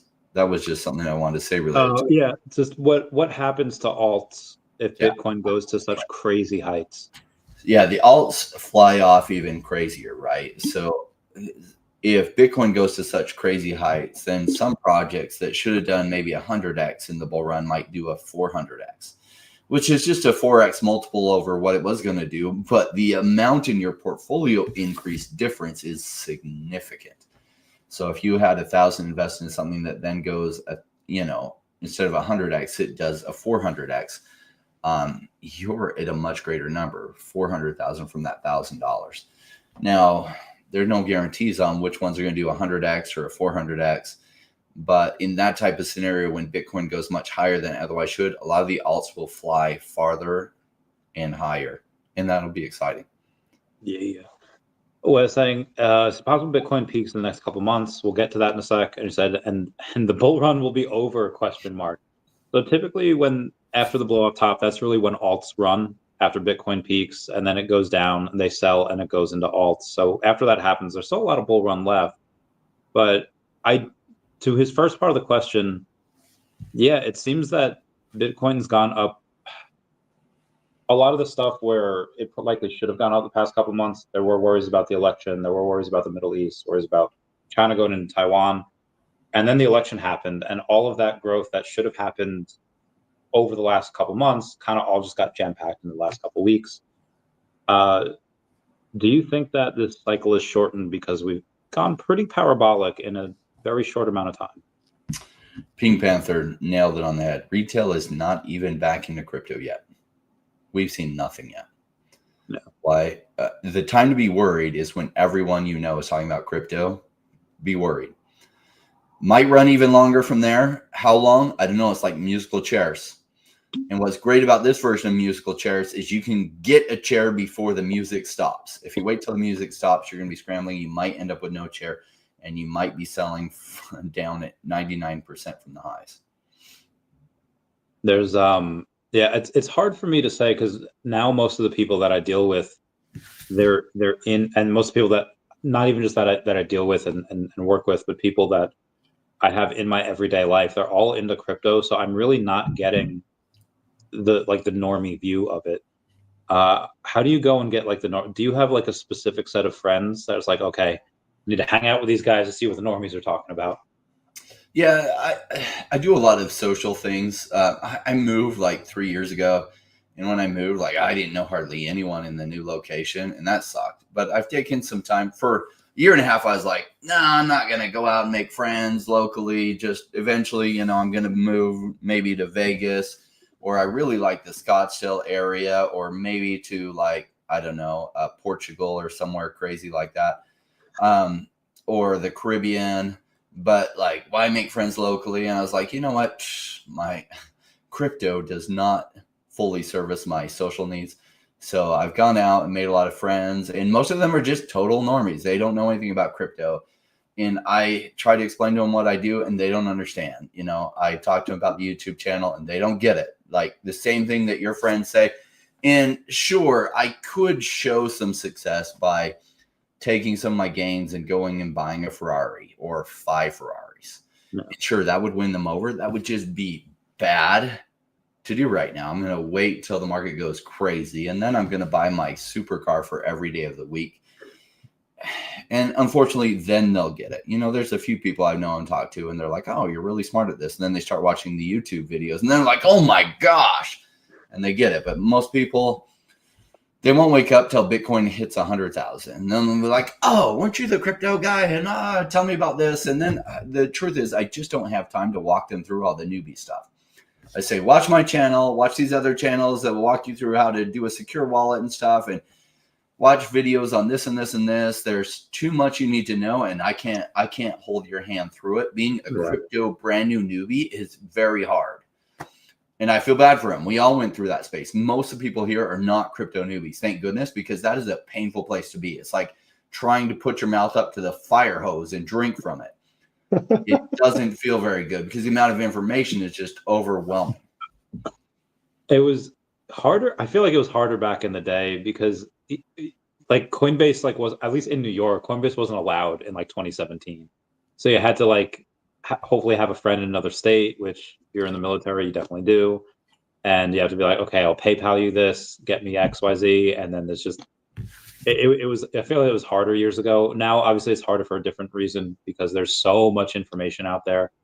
And then if you're just getting into your first day online, if you're older, you might be susceptible to the people that are just like people that don't like admin or they don't go over their comments on a video. I have it all the time, and I have to like delete them and report them and stuff. It's like someone says, "Oh, I was really nervous about crypto up until and then they'll tag this person up until I hooked up with this person, and they got me X amount of gains in X amount of time," and you see all these replies on it. And then recently now I've seen people that say, "Hey, great video. I have a bunch of USDT that I'm looking to put on like Binance. How do I do it? Here's my seed phrase." And I've never like done it, but it's obviously something that you put it in, it might drain your wallet, and it's just big. I don't know how they get you with that scam, but clearly it's a scam. They have it figured out because they wouldn't be wasting their time having bots or people in third world countries put that stuff in the comments if there wasn't a way they could extract money from you by doing that. Yeah. So West Coast guys, just join the live. Oh, we didn't get this question asked, but do you guys think eventually Omi gets on a big exchange like Coinbase or Binance? If not, why wouldn't the team want that? Again, that episode 1 of the Phantom Menace, where Viceroy Gunray is talking to his like second in command, and they just got off the phone with Lord Sidious. He says like, "You didn't tell him about the missing Jedi," and then Viceroy Gunray says, "No need to report that to him until there's something to report." And it's like there's no need to really market the token or try to go on an exchange when there's not a lot of utility for it. There's only a certain amount of things. Like, is it like pure Web3 where you can buy NFTs with this crypto? Yes, it is. But it's really only a certain amount. There's only so much that they can talk about it. And again, you want them to be able to do it correctly. Speaking of doing it correctly, my man. Yo. How you doing, Bay? Gentlemen, oh man, it's been a long day. Same. Here in San Francisco, and apparently there's a strike at my hotel where you walk by and people are just like picketing and they're banging these freaking like metal cans or something. It's like ear damaging loud. It's so gnarly. They're doing that in France too. What strike is it? Is it like worldwide? I don't know. Like it might be. Like I think that they're upset. I don't know. I just came in and people are just like striking, and I'm like, what's happening? Apparently, they're unhappy with the pay, or like I don't know. So because I couldn't get my normal hotel that I like when I'm out here, and which is super odd. And I think that that's probably why is that a lot of these hotels, they have the staff striking, or at least a portion of them, so they can't service all the rooms. And so that they're limited in anyways, it was like crazy getting here. So I'm stoked. I'm late, but I'm stoked that I'm here. Yeah. Man. Doc, question for you. Yeah. More financial advisors will be putting 1% to 2% of their clients' crypto into ETFs for the client's Coinbase. Coin50 is interesting. And a lot of it are going to be in IRAs as well. As that happens, do you think there's going to be the same volatility that we've had in the past where Bitcoin goes down by 80%, alts go down by like 99%? Or do you think that because of that, Bitcoin will never go down more than 40% again, and alts have a little bit more stability as well? Well, first of all, shout out to David. Go Sox. I see you. I see you, fan. Love that. Don't love the Sox right now and how terrible we've been. But anyways, to that question, I do think that the Coinbase or Coin50 is a very interesting idea. And look, like the more money that is constantly going in, the less likely it is to be as volatile, right? And especially if there's people that are buying this and they're putting it in their 401ks where it's a long-term hold and they're not looking to necessarily trade in and out of it. Like the ETFs, people can have that in their 401ks now, but like there's still people who are like those ETFs are buying and trading, right? They're not just buying the Bitcoin and holding it, like they are selling it and stuff. So I think that's very important to realize. But as more and more institutions do that, there will be a little bit of stabilization. And so I agree, like the likelihood that Bitcoin falls by like 80, 90% again in the future is a lot less likely than it has been historically, right? And then now with a lot of the other alts, I can't say the same. It's on a case by case basis, right? And so, I can't say that all the other alts are going to be more stable. It's going to depend on what alt you're in. But I can say to Bitcoin and ETH, yes, I believe going forward there will be a lot less volatility. But what does that mean? A lot less gains to be had there, right? Because the volatility is what creates those gain momentums where you could have bought Bitcoin like at 18,000 a year and a half ago, right? Now it's broaching 100. It's going to come to 100,000 at some point, and probably past that. I don't think that we're going to see that going forward on Bitcoin necessarily. So, I mean, and I could be wrong, but I do think that there's a great case to be made that with all that liquidity coming in, and when I say all that liquidity, first of all, retail's another level. I heard Rain talking about the retail's not here yet, but like the institutions aren't fully in yet either, guys. They're not. And you think about that Coin 50, a lot of companies are just now getting to the point where they have done the due diligence and they are authorized to be purchasing or to be purchasing Bitcoin ETF or ETH ETFs to their customers. So there was that big run back in January when the ETH and BT or the BTC ETF was approved, where there were some institutions that immediately could purchase it, right? But the large majority could not. And that's a big deal. And so we're going to start seeing in the next 6 months where the majority or the remainder of those that had to go through this due diligence period are going to be able to now start pitching, adding Bitcoin ETFs and ETH ETFs to the portfolio, right? So it's 1-2% in your 401k type stuff. But these are the ultra high net worth clients or the high net worth clients, right? So we're going to see that, and then the retail on top of that. So I think right now, like, we're going to be seeing a lot of upward swings in general. And as people are cashing out because they bought low, I think that there's going to be so much upward purchase pressure for the next 6 months. To Wes's point, like, is Bitcoin going to be over in 2 months? I do not believe that to be the case. So anyways, long answer to that, but less volatility going forward, I think, for both Bitcoin and ETH. So that also really depends on how you define institutions. The main difference, I think, is most exchanges, let's say like crypto.com, they define, and maybe Vanguard as well, they define an institutional client as anyone trading with more than like $10 million. But some other people's definition of that is anyone with like $1 billion in assets under management and a prime brokerage line with a top 20 global investing bank like Definity has.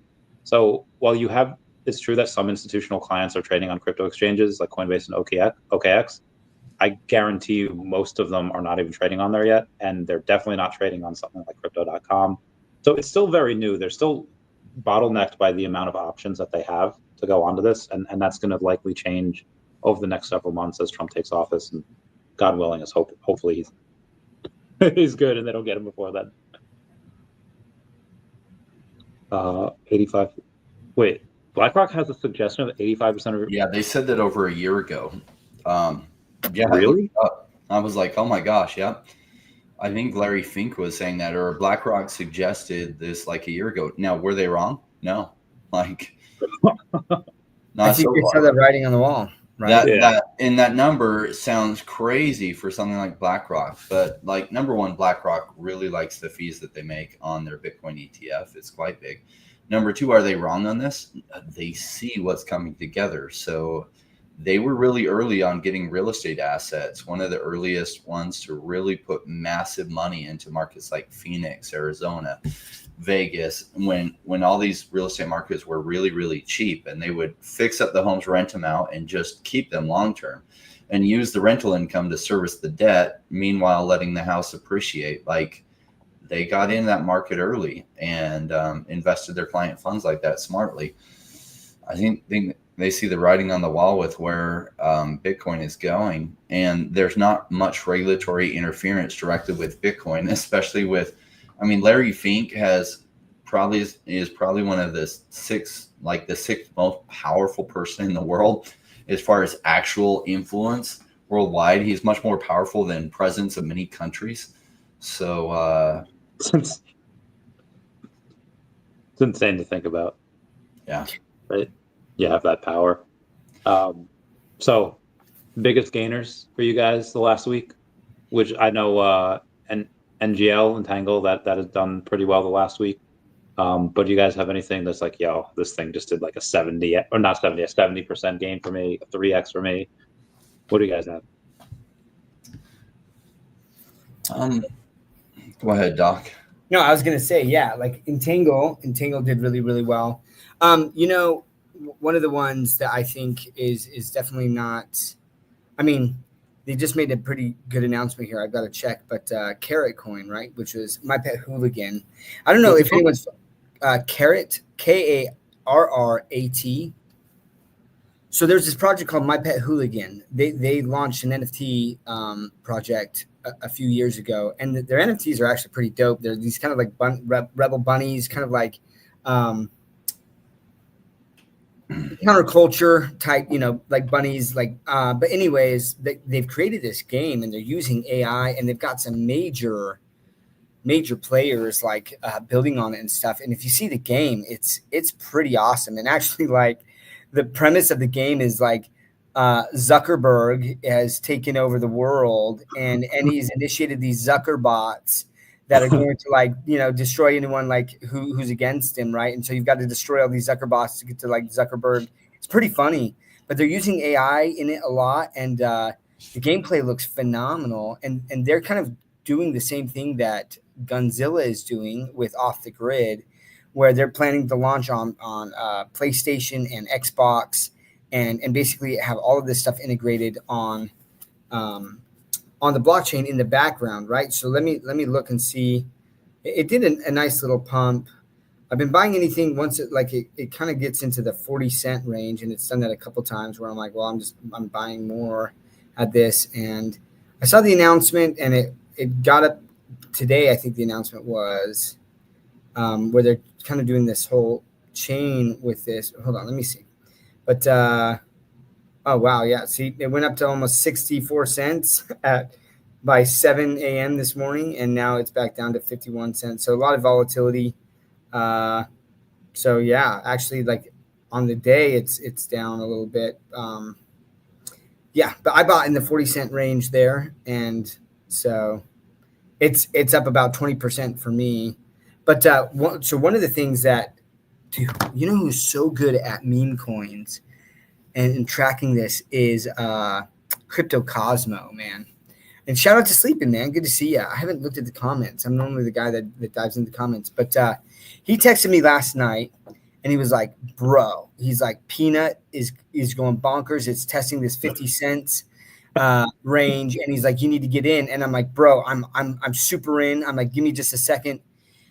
Because my wife was at this work dinner, and so I'm like, I got to watch the kids. I got to do some things. So then I went back down, and like literally in 15 minutes, it went from like 40 cents to like 84 cents or 74 cents. And I was like, oh man, like to double that fast. And I look at the market cap, and it was like $774 million. I was like, that's like pretty risky. I'm like, so I texted him. I'm like, I'm out. And then like I go to sleep. I wake up in the morning, and it's like at $1.60 or something. It's like $2.30 now. Crypto, it's at $2.30 now. Yeah. Yeah, man. He makes these calls, and like the problem with meme coins is you've got to act quick on that stuff. And I don't like to chase green candles, right? So like I'm like, what's the risk reward on that? So I didn't follow it. Yeah, and that's my bad. But what about you, man? What are some of the tokens that? Yeah, NGL did good. I was looking for Peanut. Where it was just on here. I don't know where it went. Oh, it's number 54. It's $2.31, which is nuts. Dude, that is insane. Oh, go ahead. One of the other things that I thought was it didn't go up 400% like Peanut did, but Pepe, that was already like several $billion. It was already like 5 billion, 6 billion. And then it went up 70%. It's like a $10 billion market cap now. Like, it's one thing if something's worth, 100 million, it goes up, going, you know, but to gain billions is just ridiculous. That game that you described where Zuckerberg takes over the world, is Zuckerbots. I don't know how you would do this, but do you know the Skibidi Toilet versus Radiohead wars? I'm guessing not. Never mind.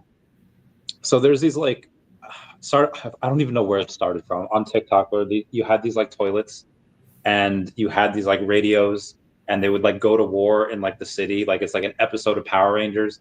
And then the toilets would get like plungers, and the radio heads would get security cameras, and then the toilets would like have these little like ant things to go like hack the radio cameras, and you have like Radiohead Man. It's like the most, I want to say cringy. It's like the most, I forget what you call it, brain rot that you can get, but it's really cool. And I found out there was a Skibbity as a crypto, and it's already like number 500 or something. It's like, okay, the meme coins are hard to discern which ones will run and which ones won't. So here's where I've had success, right? Like, and where I've seen like, man, people get some pretty substantial gains, and you've got to be quick on it, right? But is if you see kind of like a meme trend, Peanut was trending, like leading up to the election. Like, it was a pretty big deal, right? And so like, if you catch those trends, there are people who are so good at creating these meme tokens just super, super quickly, right? So like Hawk Tua went crazy when the Hawk Tua girl, like, I love her. Yeah, look. I mean, congrats to her for really riding that wave. But like, so you've got like Hawk Tua, Peanut, even what was that hippo, right? Like Megdu or Demeg. The little baby hippo you're talking about, right? Yeah, the baby hippo, right? Yeah. These are the types of things that honestly, like, what I've tried to do is so here's another one that kind of like did a little pump, right? It was Doge, but it was D.O.G.E.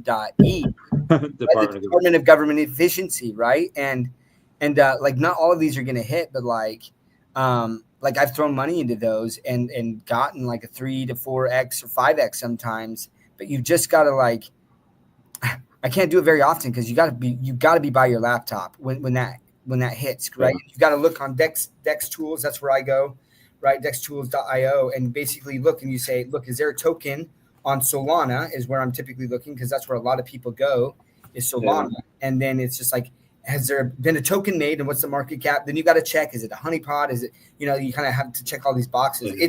It's super risky, but look, I think there's so many. Yeah, there's so many, but that's where I'm saying, like, if you can catch like what is trending on Twitter, that becomes a meme coin, and then it can pump. And Peanut has been crazy. And Elon, so here's the thing with Pepe, which is a blue chip, right? Pepe got listed on Robinhood. That's why you saw this massive pump, right? And then a couple, like I think WIF got listed on Coinbase. So Mudang, thank you, Mudang, yeah. So I think that there is this trend now where like meme coins, and I know Rain hates this, but it has become part of the culture, and it's not going away anytime soon. And I think that anyone, like, there's that risk tolerance, right? And Rain doesn't play in that, but like I am looking and saying, look, I'm going to be adaptable to this, and like I'm not throwing any sort of kind of crazy money at it. But like, man, if I can turn $500 into like $4,000 and then put that money into something that I actually really, really believe in, that's going to help, stock my bags a little bit more. So, agreed, 100%. It's easier for you to be rational when you're throwing small amounts versus your overall portfolio into it. If you're throwing big amounts into meme coins, your logic is going to go out the window, and you're going to FOMO in, and then you're going to panic out, and it just increases the odds that that's going to go poorly for you and get wrecked. And the reason I don't deal in that space is because it's hard to gauge the probabilities. Now, you can get really good at monitoring narratives and sentiment analysis, but it takes a while to get good at that. And memes have been running now. In other words, you're buying what's hot, or what's high, and hoping it goes higher. Will that work out for you? Possibly. I think some of these continue to run for a little bit. But then you better be exiting, because you will find out what it's like to have no seats left when the music stops, and painful. Now, you can have the same thing go bad with you on investing in projects that have solid fundamentals too, if you hold on to them for too long. But I found overall, like, the people that I know that are worth millions of dollars from crypto, none of them did it through meme coins. I know some people that made some money on meme coins, but then they rolled it into other meme coins that they lost their shirt on. So it's like, most people I know that are actually substantively rich from crypto, the path they went is through in-depth research and analysis, and not the meme coin gains. Now, I know a few people that have made substantive money from meme coins. They have large YouTube or Twitter followings, and they're essentially then shill what they're buying, or they talk about what they're buying. In some cases, it's shilling. In some cases, it's substantively telling people. But either way, it's their audience who is then buying at higher prices than they bought, driving the price up, which locks in their gains. And isn't a play that most people can play in. And I don't think it's a fair playing field for your followers either. So is Doc right? Yes. In Crypto Cosmo, is he good at this stuff? Yes. Do I play in that field? Not at all. Yeah.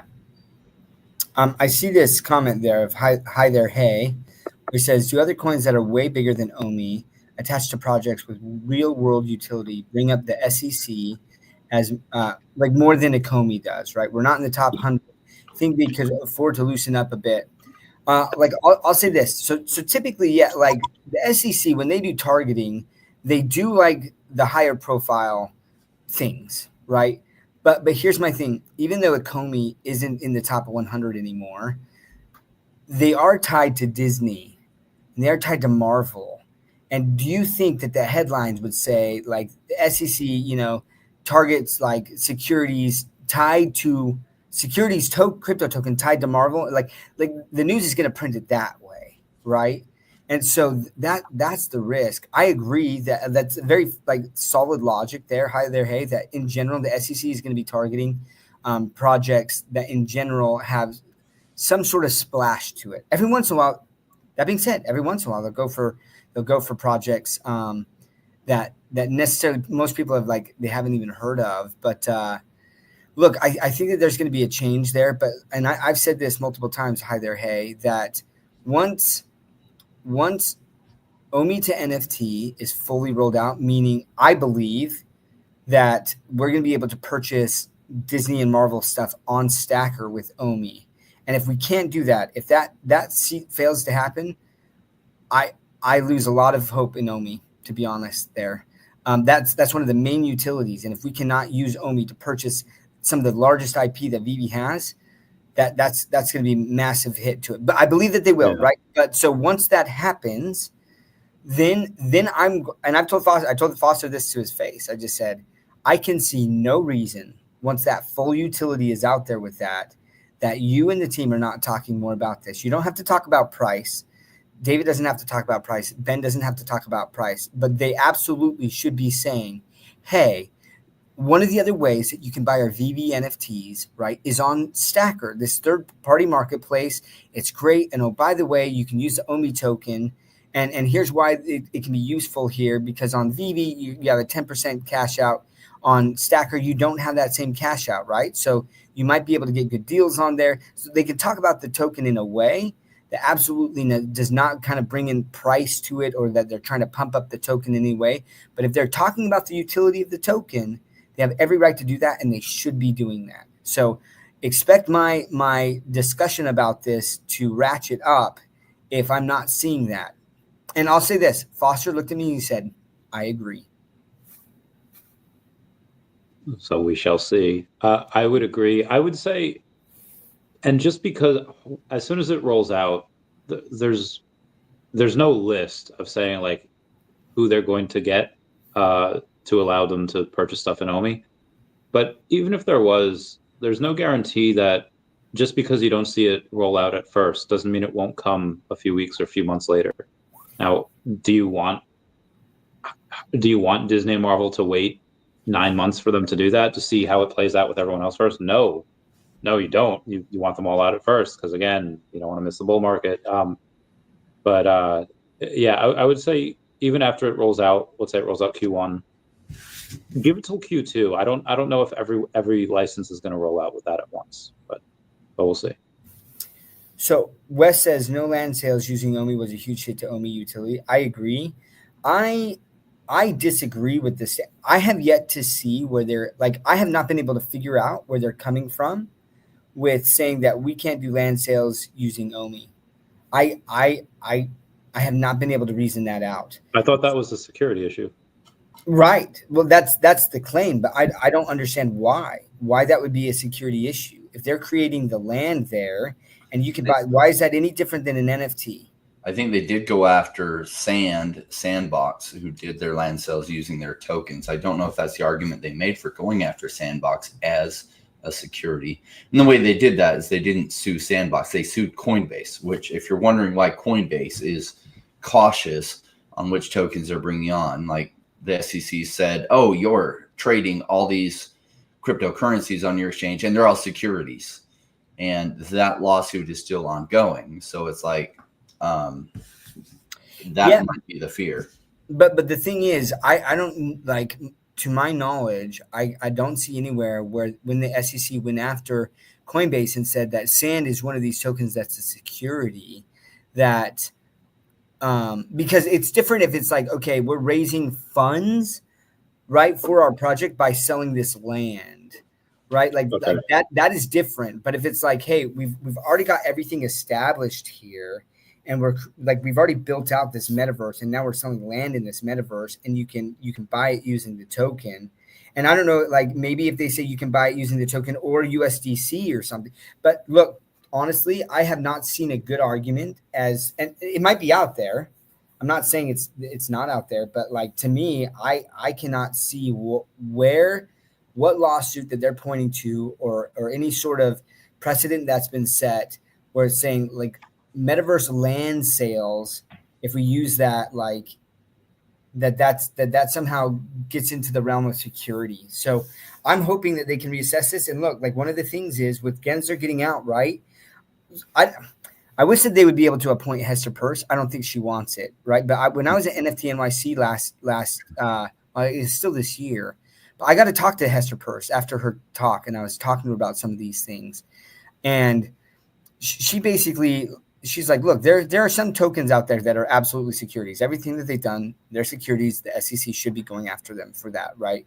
They're unregistered. But a lot of things like art and some of these, she even talked about like tokenized Pokemon cards and some of these other NFTs, right? She's just like, it's ridiculous that we're doing this type of stuff. She's very reasonable and logical.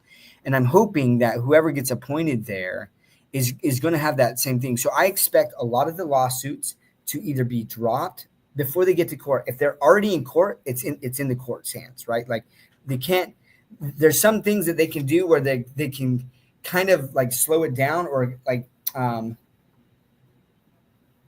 not pursue it any further. So we're going to see how that kind of plays out. But what I really think that they're going to start hopefully pushing for, and we'll see, there's a good argument that was made that everyone's like, oh, if Republicans have the House, the Senate, and the White House, right, that they're going to push through all this stuff. And it's like, they'll actually probably go after like the biggest ticket items that are the like way bigger than some of these security issues and stuff, or like establishing some crypto guidelines and stuff. I think that they're going to go after some other way bigger, what they perceive to be way bigger issues. And so it might get kicked down the road. But what I'm really hoping for is some guidelines, some clear guidelines on some of these things so that projects know if land sales really is a security thing, or if they can do that in a metaverse type thing, right? Clarity on that is so important. But I agree with you, Wes. That was a big deal. I'm hopeful that that can be changed. It's not a completely dumb idea to stay off the SEC's radar through February, right? Just stay off the SEC's radar through January or February. Why not just stay off the radar? Why not wait that long? And though it sucks to be patient, I would love to see it going a different way. I would rather them not take those kind of chances till there is like a directional shift change in the SEC. Right now, it's an anticipated directional shift. Can't imagine Trump would keep Gary Gensler on, but we don't know who he's going to appoint there. Also, just because Republicans control things, there's Republicans that are part of the greater bureaucracy problem too. Mm-hmm. And the people that are taking over the Senate, like Mitch McConnell, was one of those, big government Republicans. And the two people they're talking about that it's down to, they're big government Republicans too. And do they have major banking interests? I don't know. Are they going to have power and who gets appointed? Probably. And so who is Trump going to appoint? I can't say I know yet. I hope it's very positive. Getting an echo. Are you guys getting an echo? I was, yes. Okay. Yeah, so hopefully they appoint somebody very pro crypto there and we see a complete shift in greater guidelines. Why not just wait till then? I know everyone's sick of waiting and they see OMI only down for 3 years and it's frustrating. Part of the OMI only down was OMI went up 3,000x. Pendulum swings too far to each way. How far down was it going to go? That was almost impossible to tell, especially because there's no, it went up so much so fast. There's no support lines to look at on the chart. It just blew through going to the upside so crazy that there's nothing on the charts we can look at and say there's strong resistance here and there's strong resistance there. There's no strong resistance marks. That's true. Or no strong support lines because it just blew through any kind of resistance. There's that I guess brings us back. Like we had 0004 as like an ancient support line from years ago. Go through that, so we're kind of in like this discovery mode. Yeah, discovery mode. Pink Panther says Disney is super woke. Why would Gary go after them? Because he could get the company associated with them. It's like, why would you pull over a red Lamborghini? I mean, Lamborghini's a woke company. Well, you know, it's because it's like then you can make the headlines with pull over the red Lamborghini, right? So regulators sometimes like to go out and catch big fish because then they can show this big trophy on their wall. Oh, yeah. I mean, Gary Gensler loved to show trophies. He'd go after. He's like, oh, we won this and we won this. And all they were was settlements. The people were like, you know what? We didn't have the money to fight you, so we just paid you $2 million. And he counted those as big wins, and he was showing how successful they were being. I was looking at it as this freaking idiot. Like, you call those successes. They settled with you because you squeeze them into settling with you, kind of like the mafia does. Like, I don't see those as wins. I feel like you detrimented many of those companies. Like a lot of those NFT companies that he forced them to make their NFTs worthless. So all the people who bought him, he's like, you know what, you're risky. He guaranteed that those NFTs that they had bought became worthless. Well, thank you, Gary Gensler, for destroying that and destroying the value of all those people. And you thought that was a win because the SEC got a couple $1 million out of that settlement. You forced all the American citizens who bought that to lose. Yeah, good job, Mr. Regulator. You forced a loss on all the people that you're supposed to be protecting. How is that a win? But he saw it as a win. So would he see this as a win because he can associate with Disney even though it's a woke company? Oh, yeah. Absolutely he would. Preach. We are kind of on the 2-hour mark. Is there what else do y'all want to talk about before we end it? By the way, I think Off the Grid, I just downloaded it, is live on Xbox. So I think it opened up today. There was this early Pioneer thing that I happened to miss. So I didn't get part of that. I just bought an Xbox X too late. I think it's available both on the Xbox S and the Xbox X. So it is free to play. If you pay like $10 or $12 a month, you get like the battle pass. And as you level that up, you get some skins that I think will be really rare and some weapons that those specific versions of the weapons will be super rare. They shoot the same as the regular ones, but the skins that are on them are probably super rare. So fun game if you like video games. It's a third-person shooter, really cool game. And I think Off the Grid, we don't know what the token's going to do. I invested in the pre-sale like 3 years ago. I still don't have my tokens. I expect the token will do really well. I think Off the Grid is going to be a big winner in the blockchain gaming run. That'll happen sometime this coming bull run. Can't hecking wait. The games I've been playing recently, I got this like old school like Game Boy, but it has like Game Boy games on it, Game Boy Advance games on it, Nintendo. It's got like thousands of games. It's like this old school Nintendo like Yoshi cookie game where you like things drop. It's almost like a Tetris, but you have to match certain things. So the Off the Grid might be a little bit more fast paced than what I've been used to playing the last couple weeks, but I will check it out. Outside of Xbox, is it on PS5 and PC? Yeah, it's on PS5. I don't know that you want to enable crossplay with the PC. First of all, PC has an advantage. The mouse can turn their characters around much faster than your controller can. Secondly, if you enable crossplay, you're playing with some of the best first and third person shooters in the whole world who are playing this game. They are going to crush you. You're not even going to have fun. You're going to not know what hit you. All of a sudden you're dead. And you'll be like, oh. So like there are people in this game, like I've been playing on the PC and I just got to the point where I win on one-on-one engagement more than I lose it. But still these like top level players come in and they wipe me out so fast. And I've been playing it for a month. When you're a brand new player, it's really disheartening. So like if you can be in a lobby of Xbox only or console only and not interplay with the computers, you're probably better off, because the computer players some of them are freaking amazing. Some of these clans like Flaw out of Europe, they're like top level gamers in the world. They will destroy you.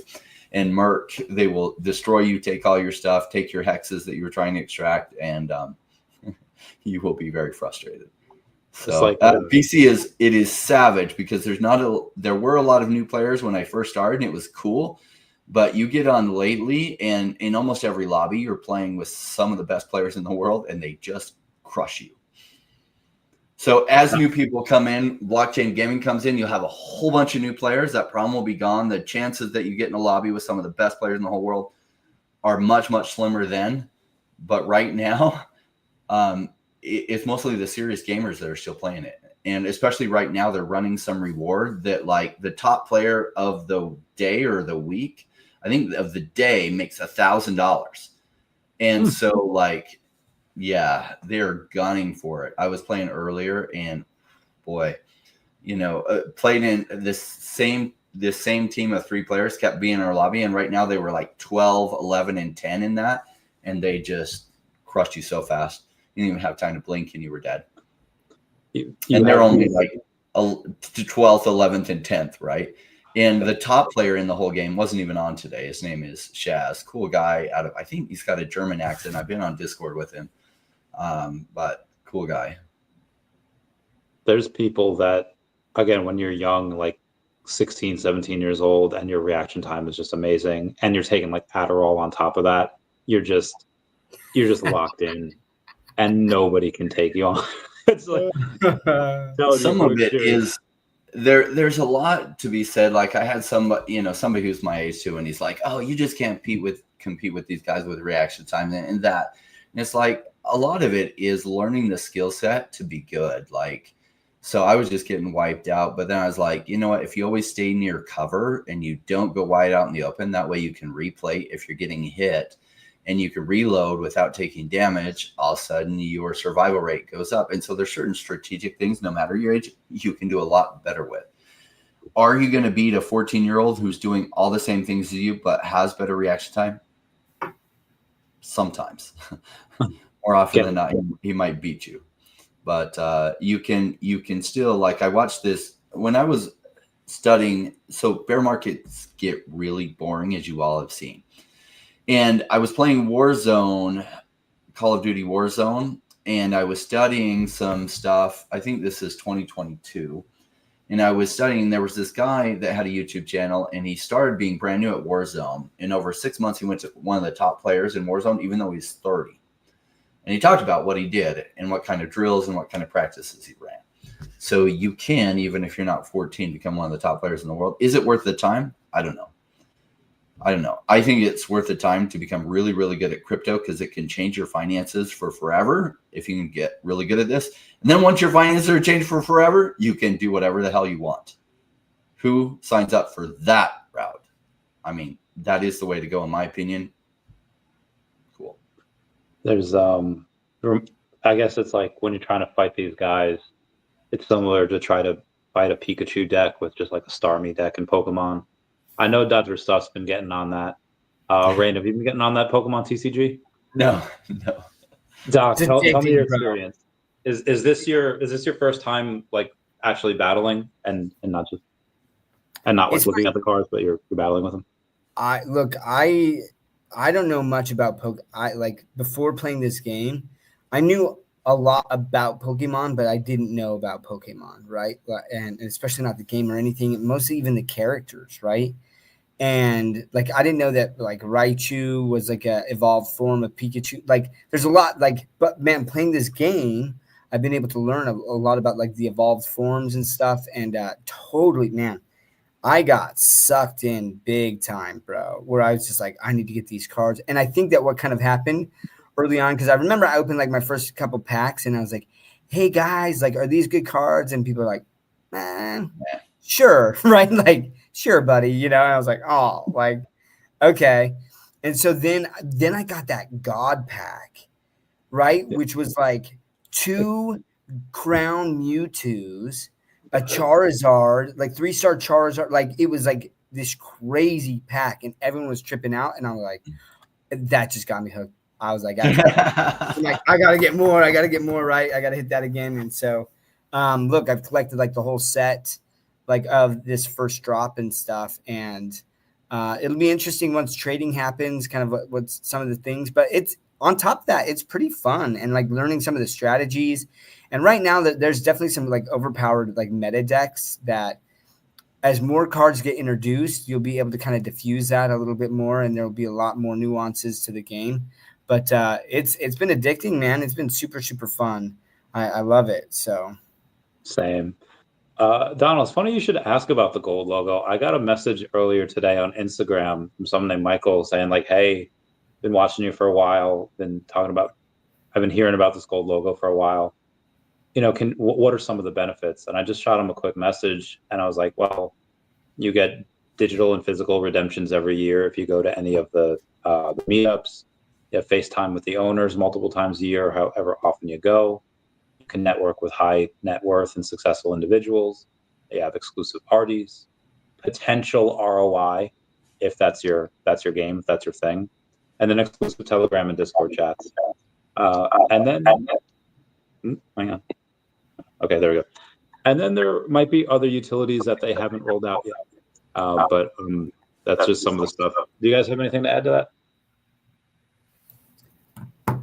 So the utility is awesome. Like just being in that gold and silver logo group. I keep telling Rain, man. I mean, look, Rain, like you weren't there on this space, but there was this OG Twitter space. Was it just last night? Oh yeah, I heard about that. Yeah. Yeah. And I was like, oh, like I'm gonna get on. And people are just like reminiscing about like the crazy early days in VV and the community and all the like the 10-day like live stream, or just like the craziness on spaces. And then they were talking about just like they're talking about content creators, and VV Magic made some good comments. There's several people who kind of talked about just like the team in the past really didn't recognize a lot of the people who put in just tons of time. They did eventually do that kind of like VV Lightbox to some of the creators, but I got on there and I was like, I'm just gonna vent a little bit. I'm like, I know like it's crazy frustrating to me that Crypto Rain does not get like the respect he deserves on like how early he was talking about Vivi and Omi. I'm like, he's the second YouTuber to ever talk about Vivi and Omi, but like he's also the only one to still be talking about Vivi and Omi, right? And I was like, I think he doesn't get the respect because he does focus a lot on crypto, but I'm like, that's so BS, man. Like he brought on a lot of people and a lot of people who spent a lot of money on this app, and just because he wasn't doing only Vivi content all the time, like should not matter. And I was like, and honestly, even on top of that, like when your channel was booming, you would have me on once a week, or was it twice a week? And like you would have like a whole special spot for Vivi where we would just talk about Vivi. Anyways, I was like, I'm frustrated that Rain didn't get a gold and silver logo. I see a lot of these other content creators that did, and I'm like, I feel like that's mad disrespect, and I just have to shout him out. So giving your flowers now, even you were on that space, man. But look, I appreciate you for bringing me into Vivi and like getting into this, and I've dived deep into it. I love this community. And I'm grateful for the connections I've made and all that. And it's really a lot through this Vivi stuff. But you were the one who was shouting from the rooftops on First Batman on the blockchain and how important that was going to be, and just a lot of calls like that. But it was a lot of fun. But sorry, going back to that gold and silver logos, that was my tangent, right? I'm still a little bit bugged that you didn't get a gold and silver logo. And look, like this isn't even you like talking about it, right? You've never even said or complained about. But when I look at like people who have gotten that logo, and I'm like, they got it for being like a content creator right away. You're like, a little irked about that. Anyways, that's my soapbox. But back to the gold and silver logo thing, Donald. Utility is definitely on Telegram is where a lot of it is. You do have a Discord channel. I hate Discord, so I'm never in that channel. And a lot of the discussion happens in Telegram there. But then on top of that, like the in real life event is where you will experience the real utility of that logo and getting the physical, stuff and the digital drops, but then just interacting with that crew. It's a pretty special crew, that hold those logos. And so being able to meet them in real life, I would say that, if you're really looking for that utility, try to plan to be at some of those in real life events, because that's where you'll experience the best of the utility, which is the community. I would share some thoughts. Like one of the downsides of buying the VV Gold and Silver logo is, as an investment, would you ever be able to part with it? Probably about two. Not. That is the hard thing, right? Is you won't. So buy two, right? So if you're going to buy one, buy two, because then you can take profit on one. Because I do expect that the value will do well. Why? I think if VV goes crazy, then that logo price will probably go absolutely crazy at a certain point. Has it yet? It's gone up from what it was. The floor was half of what it is now. So I expect it'll do well. I want to give a shout out to actually the team, not only the team, but who VV has attracted. I covered it because they had the first Batman on the blockchain, and I realized that is very significant. And so they got DC Comics, and they had these 3D collectibles in augmented reality, and that was a really big deal. And so they delivered on a really good app, which is why I covered it. Since then, as I got to know David, who is the founder, and I got to know more about him, I was like, this team is exceptionally good. So I covered it not to get some reward. I covered it because I thought my audience can do exceptionally well in this. Now, if you remember from the show back in 2021, I was saying the collectibles were the way to go, not the OMI token. Why? Because collectible prices were still really low. In fact, Todd McFarlane Batman was 80 gems on the market. You could buy it on the market, or not even on the market, on the app store still. And I was like, OMI's up to, like, I forget what it was. It was about a fourth of where it maxed out at, or a fifth of where it maxed out. And I was like, OMI's expensive. Don't chase into this red or this massive green candle. But the collectibles are amazingly underpriced, in my opinion. Sure enough, over the coming year, the collectibles went crazy from there. And OMI started coming down. And then I was like, okay, OMI's come down significantly. OMI is becoming a really good deal. And as OMI's gotten really cheap, that's why I talk about it all the time. I think VV Collectibles will do really well from here. I think OMI's gotten so cheap that OMI is the better buy. And sometimes, the team has distanced itself from OMI in some ways, and I understand why. So maybe they're like, oh, he talks about OMI all the time, blah, blah, blah. He doesn't talk about VV enough. And it's like, well, I like VV and I like the digital collectibles. They'll do well. I just think OMI is a massively undervalued one from here, and that people that are overlooking it, I just think they're making a mistake, and I think it'll play out that way. So we'll see. I'm an investor, and when I think things are massively underpriced, I speak about them. I thought Todd McFarlane Batman was massively underpriced. A bunch of the other early VV collectibles massively underpriced. I continue to believe in this team. I think OMI is so darn cheap now, like it's a gift. And some people will look this gift horse in the mouth and say, oh my gosh, look at these teeth, and they will pass up on it. And I think later they'll really regret it. Agreed. Speaking of things that people might regret, there's a bunch of people that sold Axie Infinity when it was down super low before it did that massive run up, and you were able to cash out really well. Do you think that Axie returns to its former glory? Yes. Defend. Expound on that. Yeah. Like its former glory. I'd like to hear more. So tell me what you mean by former glory, and so I can be clear on this. Former market cap. So you're talking about Axie Infinity, their token? Yes. Yes and no. I think it hits its former market cap. Do I think it goes above it? No, I think that's about the ceiling. Why? It was an early adopter of this idea of blockchain gaming, and they hit it out of the park. I think they'll get a bunch of people return to playing it, but there will be a lot more competition. But there will be a bigger player pool this time than there was before. So I think at best it goes back to its former glory, and that's its ceiling. Am I invested in it? Hell no. No way. I like other ones better, right? I like Gunzilla. I like cornucopias. I like other blockchain games that their market caps are much, much, much cheaper. So I was looking at Axie Infinity's AXS token market cap right now, and it's, you know, a pretty good deal. And the game still gets massive traction. The number of people still playing it is actually quite high. I don't know why. I hate playing that game. It's painful to me. It's not the kind of style that I like. In fact, when I played it early, you know, it's just like I want to claw my eyes out. And I was trying to play it enough to earn enough smooth love potion just to breed my characters once. I got halfway there, gave up, bought the smooth love potion so I could experience what the breeding mechanisms were like, so I could see if this game would really catch on. And I theorized that, you know, some people like this kind of gameplay style, even though it's not mine, and it will do well. And it did do exceptionally well. But will it do that well again? Yeah, just probably to that point, because blockchain gaming is going to have it. The pendulum's going to swing too far to the upside again. You'll see it, like it'll go crazy upside, and some of the valuation will be like, oh my gosh, it should never be this. And they're not wrong on that. It should never be that, but that doesn't mean it won't hit that. And then it will swing back to too cheap again. And I'll be waiting to scoop up more at too cheap again.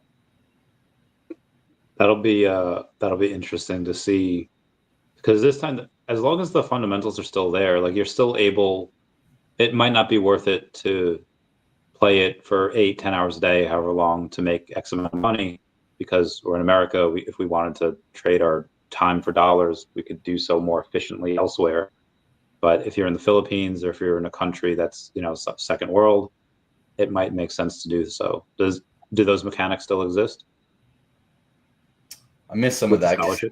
Reading the comments, the scholarships, I don't know if that's as active, because like the amount of money you can make by playing the game isn't the same unless the tokens really pump. So really what drove a lot of that mechanism is that crypto was going crazy. Even smooth love potions value was quite high, so people could play and sell their smooth love potion, because if you bought that and you were then breeding with it, you could make money by selling the new ones that you were getting from breeding. And so it just was a very, very like one-dimensional sink for the token, as well as earning it. They're trying to expand that and do some other things. Whether it ultimately makes it, I don't know. There's other games that I like better, like Off the Grid's Gunzilla game with their Extraction Royale is really cool. I think it's good enough to attract massive players. Still early release. They have some like optimization things to continue to do, some bugs in it and stuff. It's just early release still. But it's a really good one. And they did one of the smartest things a blockchain game can do. Axie Infinity massively did this right, where you allow those who are playing the game to extract most of the value.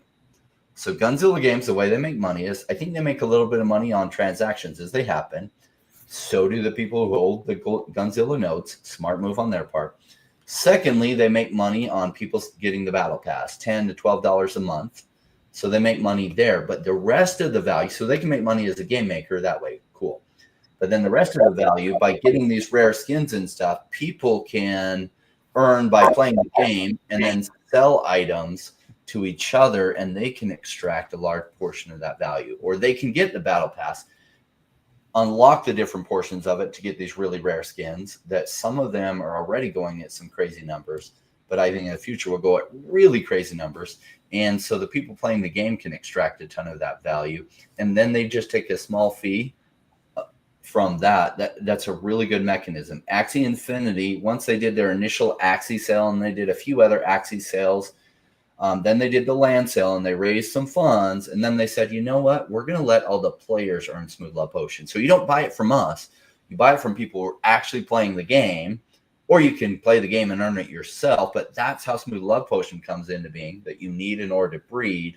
And then we're just going to take a small transaction fee as people exchange value on the items and other things. So that allowed the people playing the game to earn most of the value, and them just to take a transaction fee on that. And so Axie Infinity made $1 billion in revenue on that small transaction fee.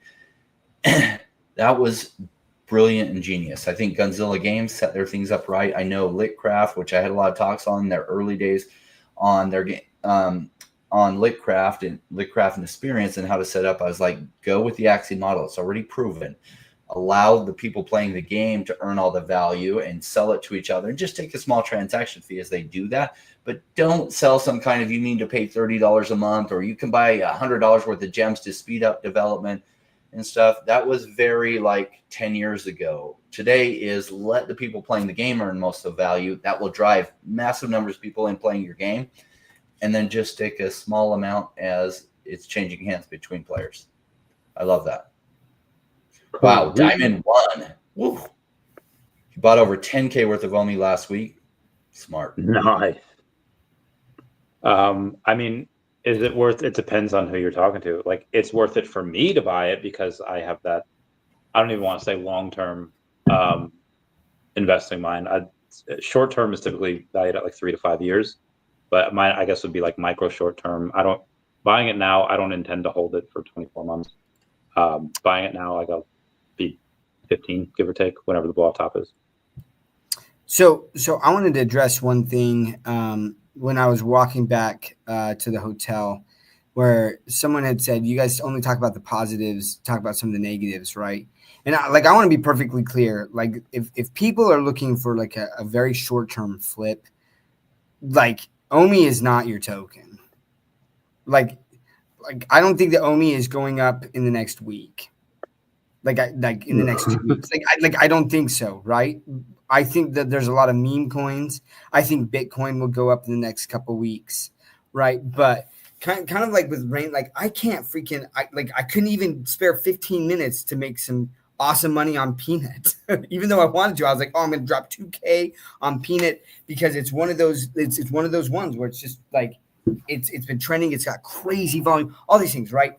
Couldn't even do that. And so for me, I just buy and hold. And then if it drops, I buy and hold some more. And because like Rain was saying, and like I gave that example of the Gene token, right? Where like it did nothing. There was days where the volume was like 3 cents on this token. Do you hear that? The volume was 3 cents. Someone purchased 3 cents of the token in a 24-hour period. It's dead, right? And then CZ is like, oh, I'm going to buy DeSci projects. And then bam, out of nowhere, like it went from like zero volume to like 24-hour trading volume of over $1 million, right? And that pumped like crazy. And anyone who bought that went. Now, I think that OMI has a way bigger established base. And so like, I'm just trying to give the example that it can absolutely happen. And so I look at like Steve here that's saying like, look, I heard with Ben and the question was like, hey, Ben, are you going to be talking about OMI or what's your focus? And he's like, look, OMI like is definitely something on our radar, but like I got to focus on VV. And I don't think that I don't think that people understand is for OMI to be successful, VV has to be successful. They need to build out long term. Correct. Look, as given with the Gene example, that Gene token, it was just a narrative. Genome's DAO had not done anything special when their token went crazy, right? Over that like several week period. They hadn't done anything. So OMI, if it hits a narrative, can do something crazy even without the team really talking about it. Yeah. But I do think at some point the team should talk about it, and I would expect them to. I expect them to get that out there, right? But I guess I want to make the point that people are just like, there's a lot of people who are like, oh, you're idiots for holding OMI. Look at all this money I'm making. And I'm like, well, I'm not putting all of my money into OMI. I am buying more OMI, but I am diversifying and I am getting some of these gains. And I would say for anyone who is out there, and this is not financial advice, but I just want you to think about it. From my perspective, I don't think the OMI is going to be pumping anytime soon, but it could, but I don't think it's going to, right? But in a month, in 2 months, I don't want to sit there be thinking about that and trying to get these gains, these shorter term gains, and then be like, oh yeah, I got to buy back my OMI.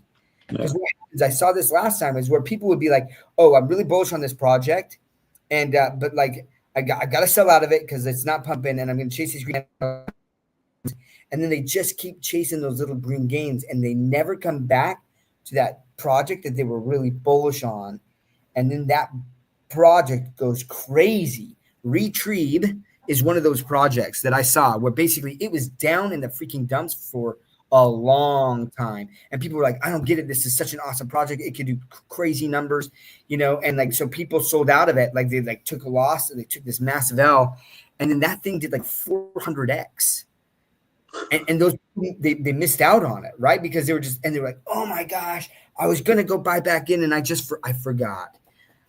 I can't pay attention to everything. I have my real life and stuff. And so for me, I like that thesis better.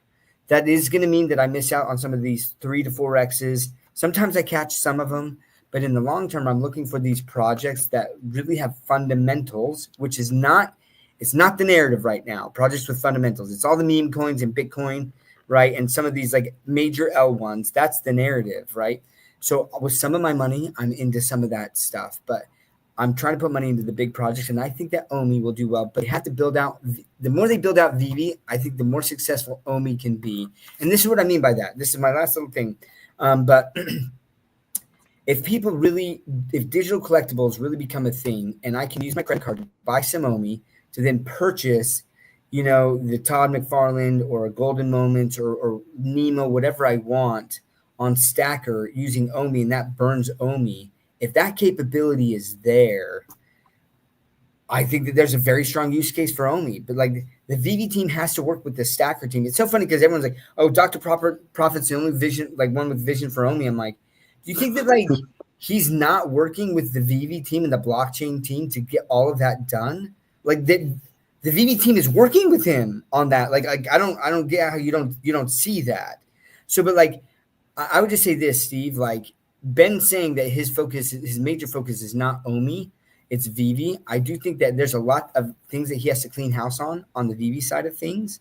Yeah. And I know that Stacker is working on things which will actually benefit OMI, and that the blockchain team and some people in VV are working on that together.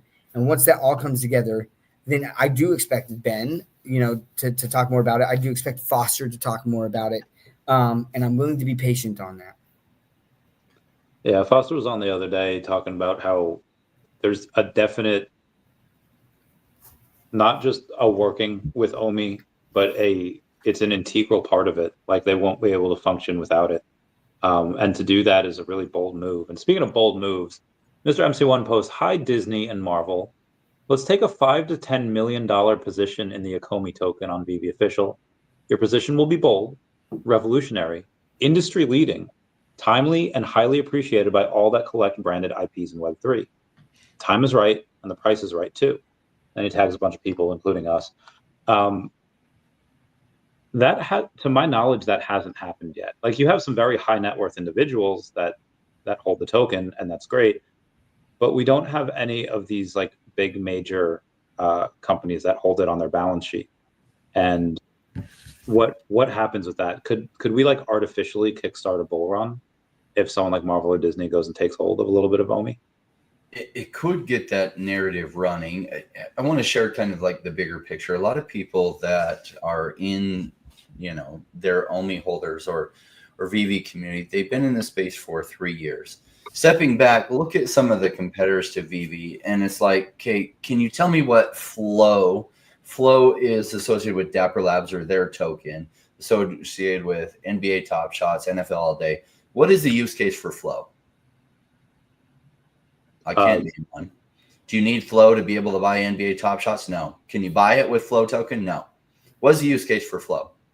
Did Flow pump when the digital collectibles narrative hit in 2021? Yes. What is the use case for it? I don't know. Did the team talk about Flow? Hardly at all. And yet the token went absolutely crazy. So the principles you think apply don't apply the way you think they do. And this is just proven out by watching the actual patterns. The Chili's token. What is the Chili's token used for? I think you use the Chili's token to buy some of the cards or to buy stake in. I do think the Chili's token has a utility to that ecosystem. When digital collectibles went crazy, did tons of people just throw money at the Chili's token knowing whether or not there was any use case to it? Yes. Yeah. Because people just wanted some of the token associated with that project, whether or not there was a strong use case or not. They didn't know anything about the use case. Just like people buying Peanut are just buying a narrative, whether or not there's any use case to it. They're like, oh, people are talking about Peanut because the whole thing happened in New York City and everything. So I'm just going to FOMO into that. So at a certain point, people are like, oh my gosh, this whole thing associated with Marvel and you can get digital comics online and everything. I don't know any more about it, but there's a token associated with it. And I'm going to buy the token because I don't want to go on the app and buy 10,000 different things. I'm just going to throw $10,000 at the token. And that's the way it plays out. They don't say, oh, what's the use case for it? what's this? What's that? What's this? They just literally just throw money, just like people are throwing at peanut token right now. And there's a peanut on Sol and there's a peanut on ETH. And I don't even think they're run by the same companies and does it even matter. No, they're just throwing money associated with that name. At a certain point, people see the app and they think that's the coolest thing. How do I get exposure to the token associated with this? And they just throw money at it. Should it be that way? Well, I like people to take thoughtful and informed decisions. When the token does turn around, starts going up, guess what? People FOMO into green candles. So when it goes 10x, it will have more buyers than it does now. It's the weirdest thing. It's 10 times more expensive, and yet you'll have 10 times more people buying it at the high prices, which then could cause it to go 100x or 300x total from where it is now. And it will hit prices it probably shouldn't hit, but probably will anyway. Oh, we got an echo going on again, Randy. So like Beth says, it's looking like OMI will be a long-term hold till 2030. Can I just change one word in that statement? It's feeling like OMI will have to be a long-term hold until 2030. And I don't disagree with you there. I totally disagree with it's not going to do anything until 2030. This bull run, I think the chances are really strong. It goes absolutely crazy. At a certain point, the digital collectibles narrative hits and float is amazing. OMI does absolutely incredible. Chili's, who knows? I don't have any. I wanted to buy some last bear market when it was super cheap. And it was on like it was on no exchange that I had any access to and couldn't buy it. And it did absolutely incredible. And then it was on exchanges I had access to. And by then it was already gone like 100x. I was like, I'm not buying it now. So I think that pump is coming. There's a lot of people that lost patience with Axie Infinity. They sold at the bottom. Remember, I bought it for 4,100, and over the coming 2 years, it went down to like $800. Was that painful? Yes. Did I just like, oh well, yeah. Let's see how it does. There's every chance it might even die, and then it went from what I bought. It went 3,000x at the very top from where I bought it. Not even from the bottom, from where I bought it at. If you include the AXS tokens that they airdropped to me, in exchange for like the original token that they had given out was called Luna, and they just replaced it with the AXS tokens and airdrop that to you. Incredible gains. Yet most people who bought early like me, they sold during that bear market. They did not hold it. They did not get to experience that run at all. They sold low. Everyone comment F down below to pay respects. What do you think, Doc? What happens if a company like is like you have Tesla that they have Bitcoin? What happens if a company like Disney, especially if they're one of the ones that you're going to be able to go and buy some of their stuff with the OMI token with? What do you think happens? I mean, I definitely think it could create a narrative, right? When you see Facebook, when Facebook came in and said we're going into the metaverse. Anything related to the metaverse went ballistic. I mean, it just went crazy, right? And in fact, Rain and another buddy of mine were in a pre-sale with this freaking Blocktopia. That like they would have made like 1,000x off that freaking token, and then they got rugged. But anyways, that's a whole nother story. But like Blocktopia was one of these projects that was right about to do their TGE. And they were like slotted with the metaverse, and they're token with bananas. So if Disney basically said, listen, we're in on crypto, and honestly, like we're doubling down by like not only doing like partnership with Vivi with our collectibles, but now we're gonna hold their token as well. You better believe that the crypto world is going to pay attention to that. Why? Because it's a multi-billion-dollar company. It's a global company, right? Like, and so like that would definitely absolutely get a ton of eyes on OMI and Vivi. Like there's no doubt in my mind. Absolutely would. That would be fun to see that coming together. One of the things that makes me really bullish on Vivi's future is the fact that it attracts people like Sanjay, like Dr. Profit. Like these are really high level people. And Vivi attracts lots of really successful business people to their community, like lots of them. Amazing people with amazing backgrounds. Why? Because good leadership at Vivi. And so part of what makes me bullish on their future is they can attract people like Sanjay who have influence.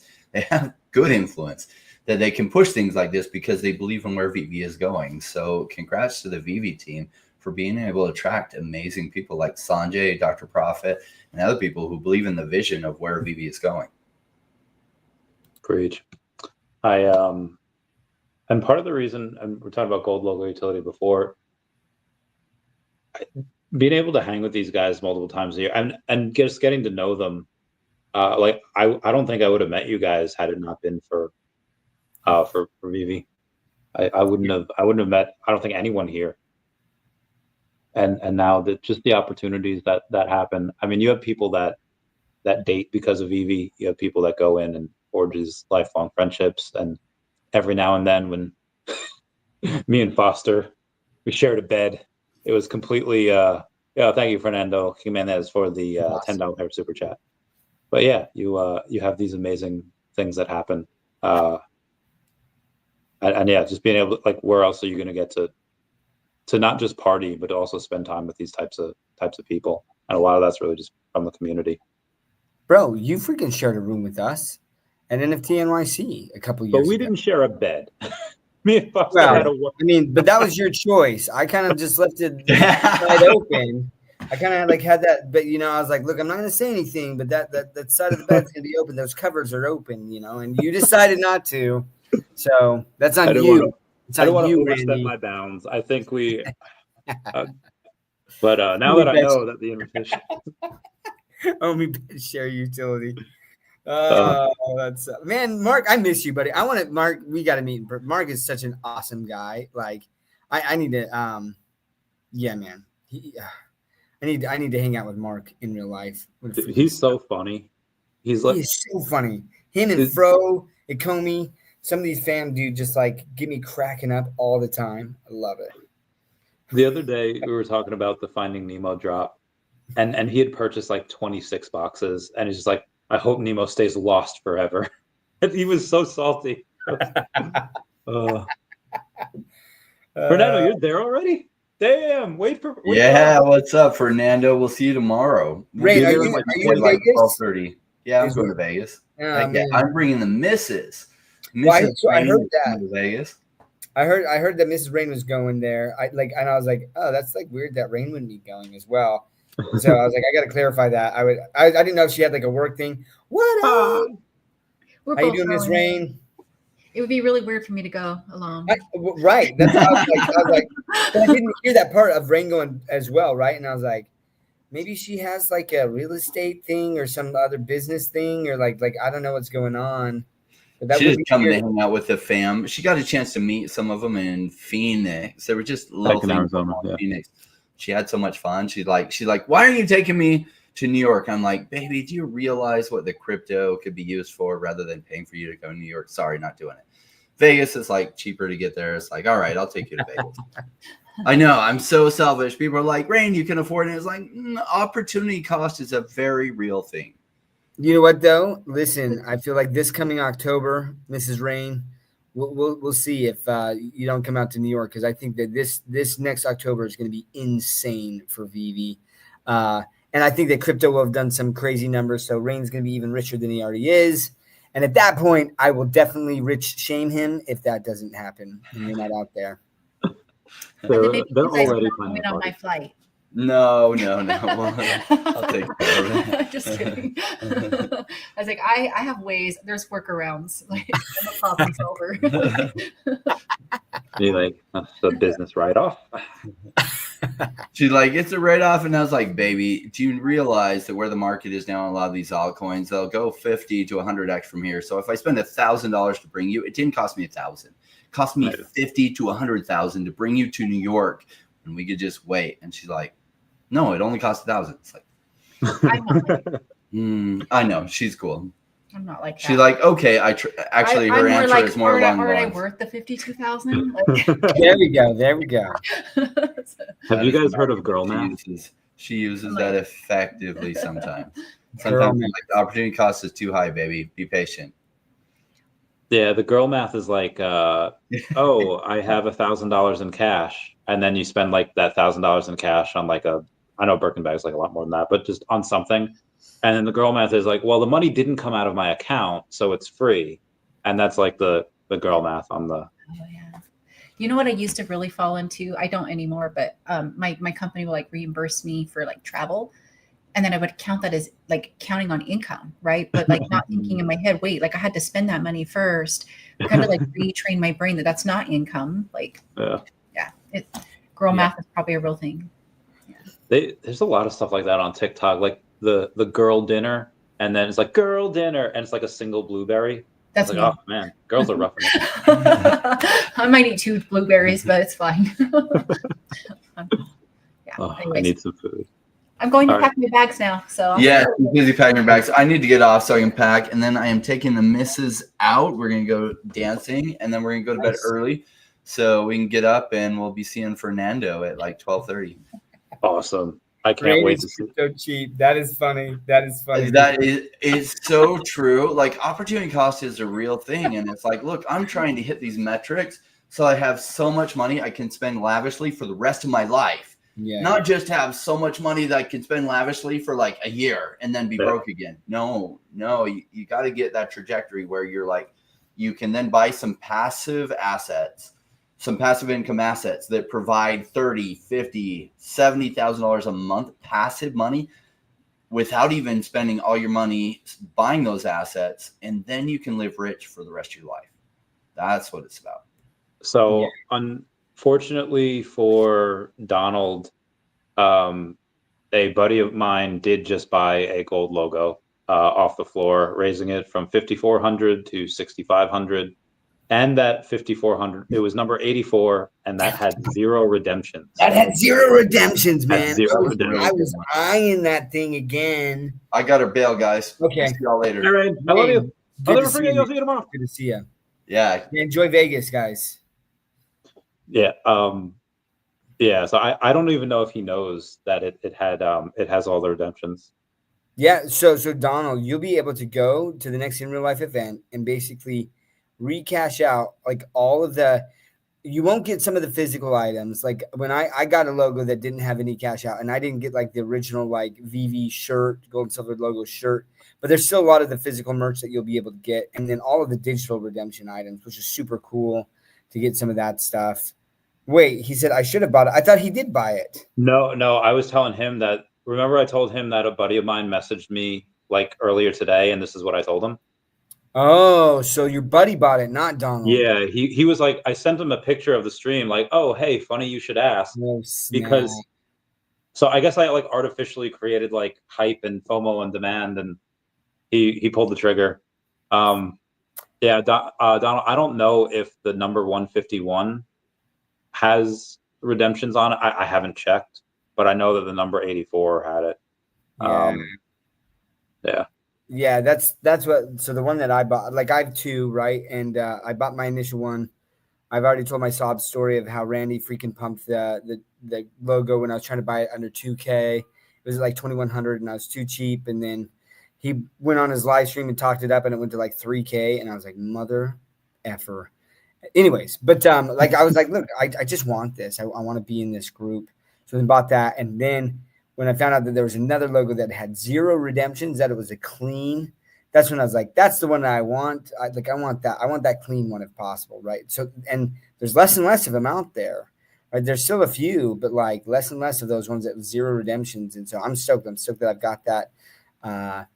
But when you say artificial, like, I mean, I think that there is value. There is value. Oh, yeah. Like being able to get all those digitals compared to one that has all of the redemptions out there, right?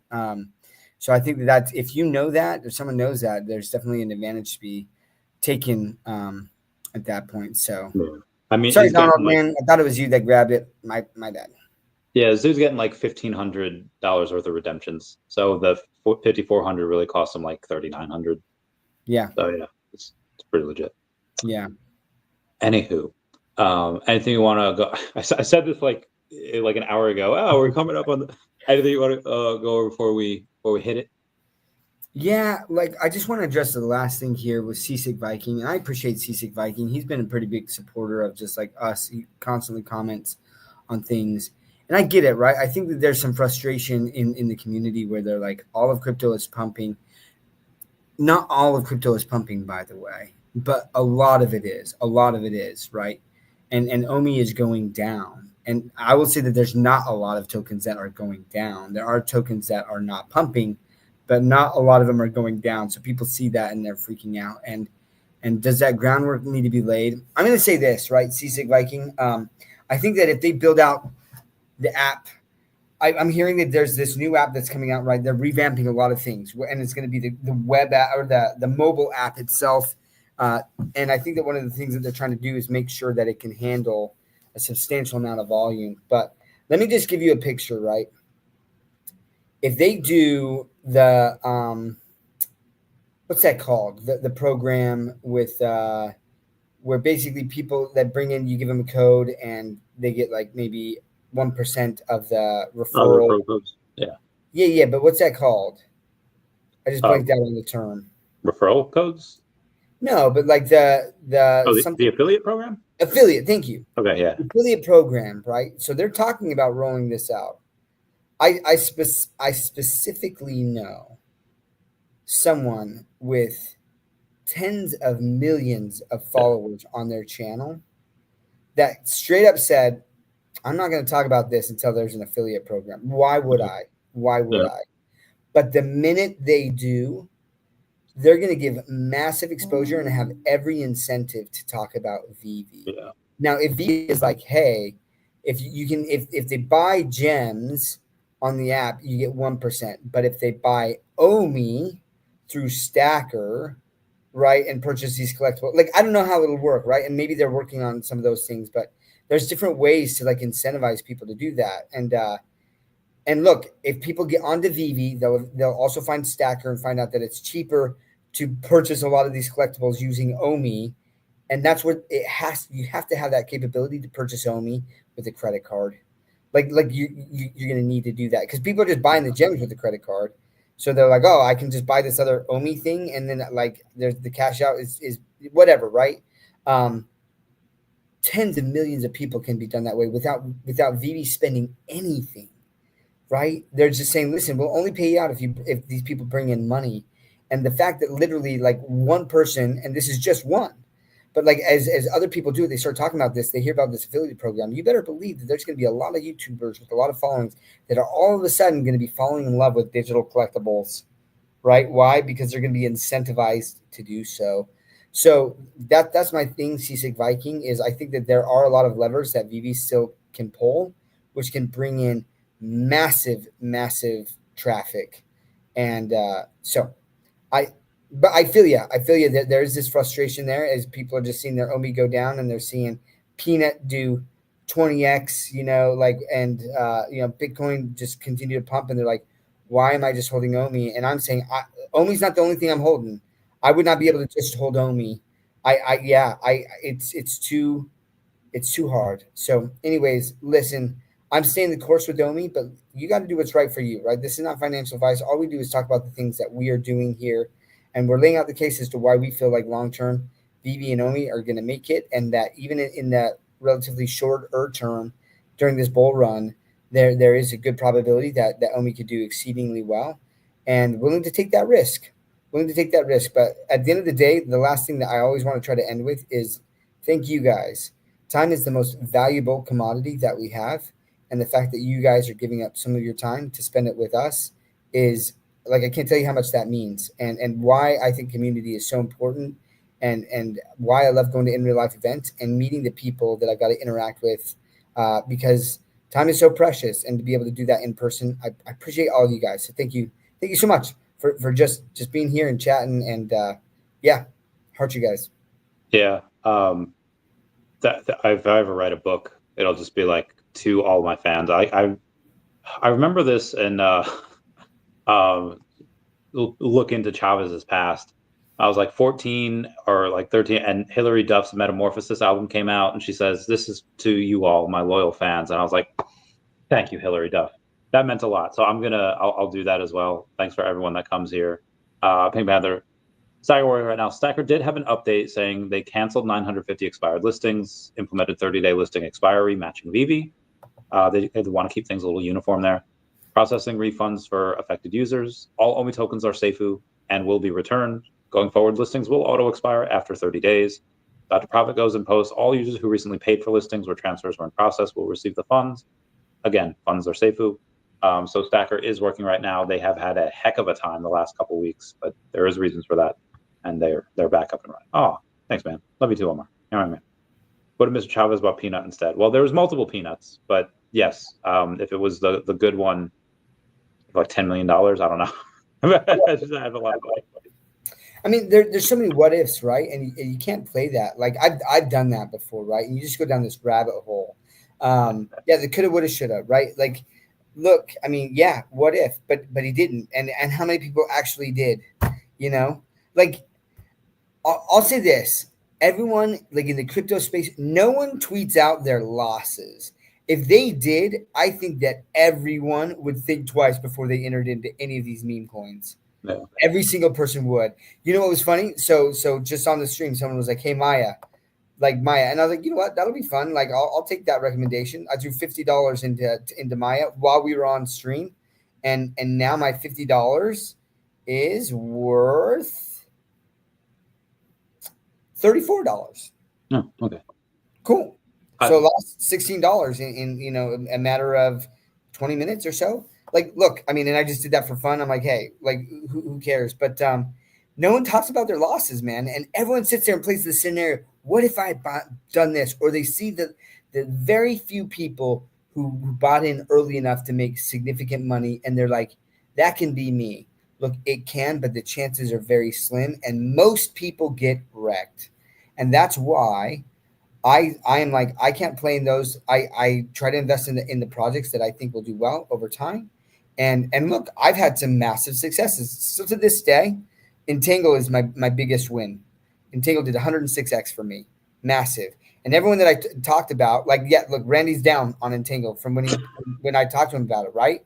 And I didn't know that was going to continue to go down. And really what happened was the team with another team, and one of the meme coins actually that they were building out called the Gorples or something, whatever.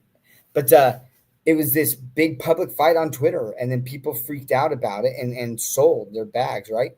But the funny thing is like I held on and then bought more at the bottom, and it's doing great. And like I still think that what they can continue to build is incredible. And so I didn't sell at the bottom there when a lot of people did. But look, like I'm getting wins and I'm getting losses. I think it's important to open, like, to talk about that. And look, yep, you're gonna have people like Vils who says like that Omi is a slow rug. I'd like to hear your argument for that. Like, like what about it is a slow rug? You think that truly? Because let me just point something out, Vils. And this is just my thought on it, right? But like David Yu is highly incentivized to make the Omi token valuable, extremely incentivized because of the bags that he holds. So yes, he's making money on Vivi, but like just like Jeff Bezos made so much more money making Amazon valuable and the stock valuable. He made so much more money off his stock than he ever did with his salary. And that is the same case for David and Dan. If they could truly make Omi something, they will make wealth beyond their wildest dreams, way more than they'll ever make on their salaries at Vivi. So that, to me, is why I don't believe that they're giving up on the token. There's no incentive to do it. So there was I don't know if this person's echoing, this person on Twitter said, small cap team Omi just rugged the token by draining the liquidity pool. Been done slowly over the past few months, but today was the largest since the huge drop. And it was one of the runners last bull run. Another one gets the dust. Slow rugs don't make as much noise. Our very good friend, Father Hilt, the Ecomi community manager, says, this is a pretty significant accusation, especially when false. Liquidity pool is fully intact with funding on both sides. And he goes and shows the balances of both Ecomi and Ethereum on there, and showing the volume as well. The volume for that wasn't much; it was like 50,000. But again, having over 41 ETH there and almost 300,000 in the pool on there, again, pretty surely shows that is a false claim. There's a lot of false accusations out there.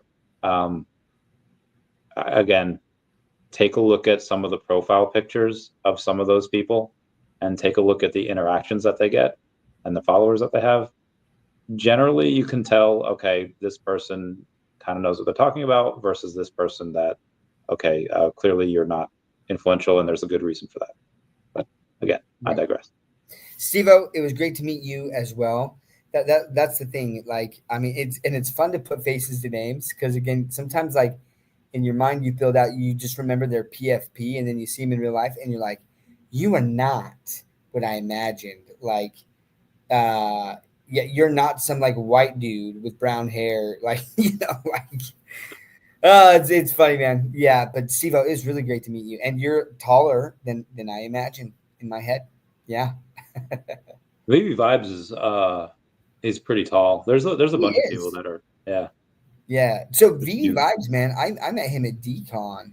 We got in line with Jazz Deep and his wife Anvir from the community, and they're not much around as much anymore in the VV community, but like it was Jazz Deep and Anvir. We had showed up to Decon super early to get the Jermaine Rogers Fidgetal drop, right? And doggone it, I was second in line, and Jazz Deep was second. I'm first, and so, anyways, long story short, they actually gave it out in sequential order, so I got the number 42 of.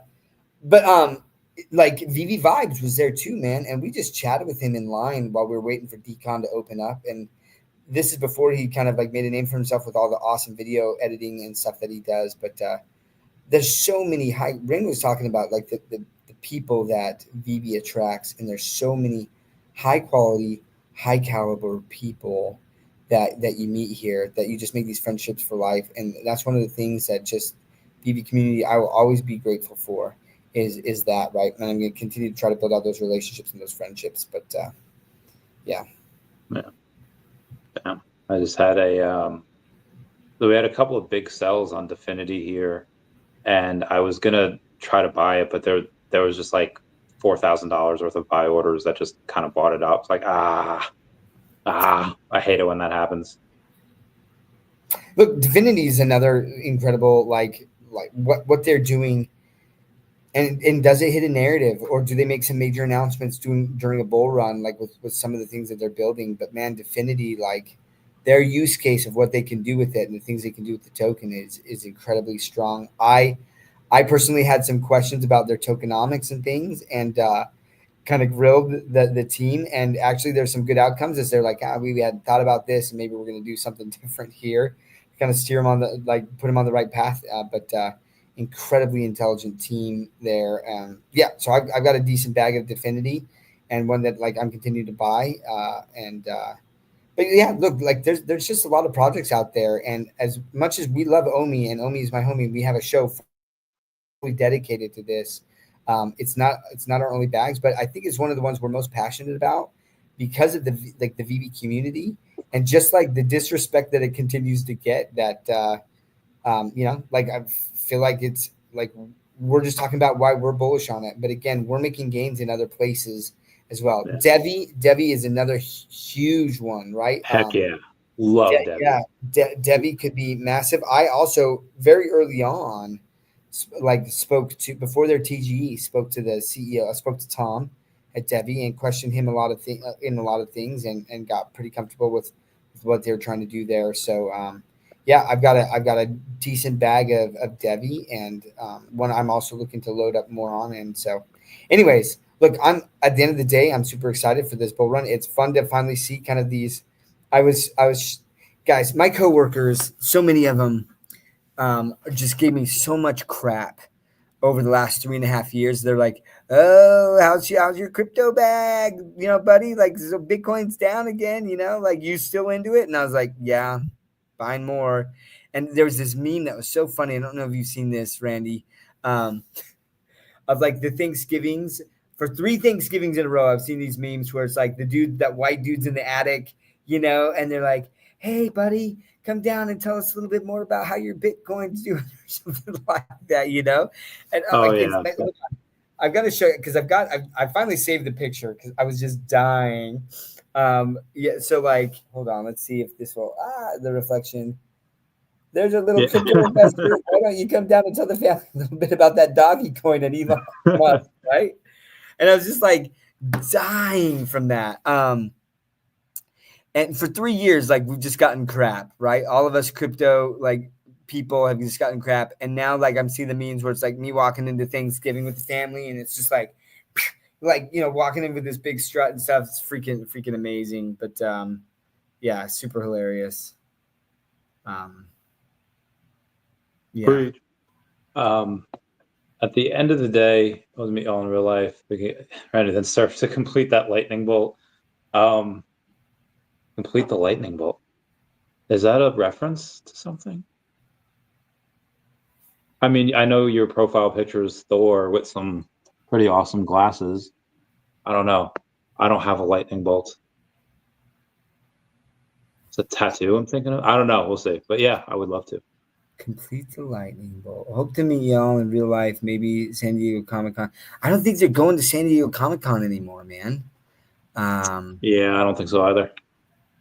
That's the big thing is I think that they're just not getting the traction that they do out of like New York Comic-Con. Yeah. And so they're continuing to look at like, hey, where's our money best spent? And I'll tell you what, like I've been to San Diego Comic-Con and New York Comic-Con. I enjoyed New York Comic-Con a lot more. And there was events at both places and stuff, but like I liked New York Comic-Con a lot more than San Diego Comic-Con, to be honest. And part of it is that I just love New York way more. I love the city of New York. There's so much more to do there. So it was fun to kind of show Rain and Crypto Cosmo around New York just because like I worked there for quite some time. But yeah, love it. So anyways, man, we've said that we're going to end it multiple times. I think yeah, we let's can talk do on that. camera for like 5 minutes if you can. Yeah, for sure. All right, cool. All right, everyone, thank you all for being All right, here. peace out, fam. Fernando.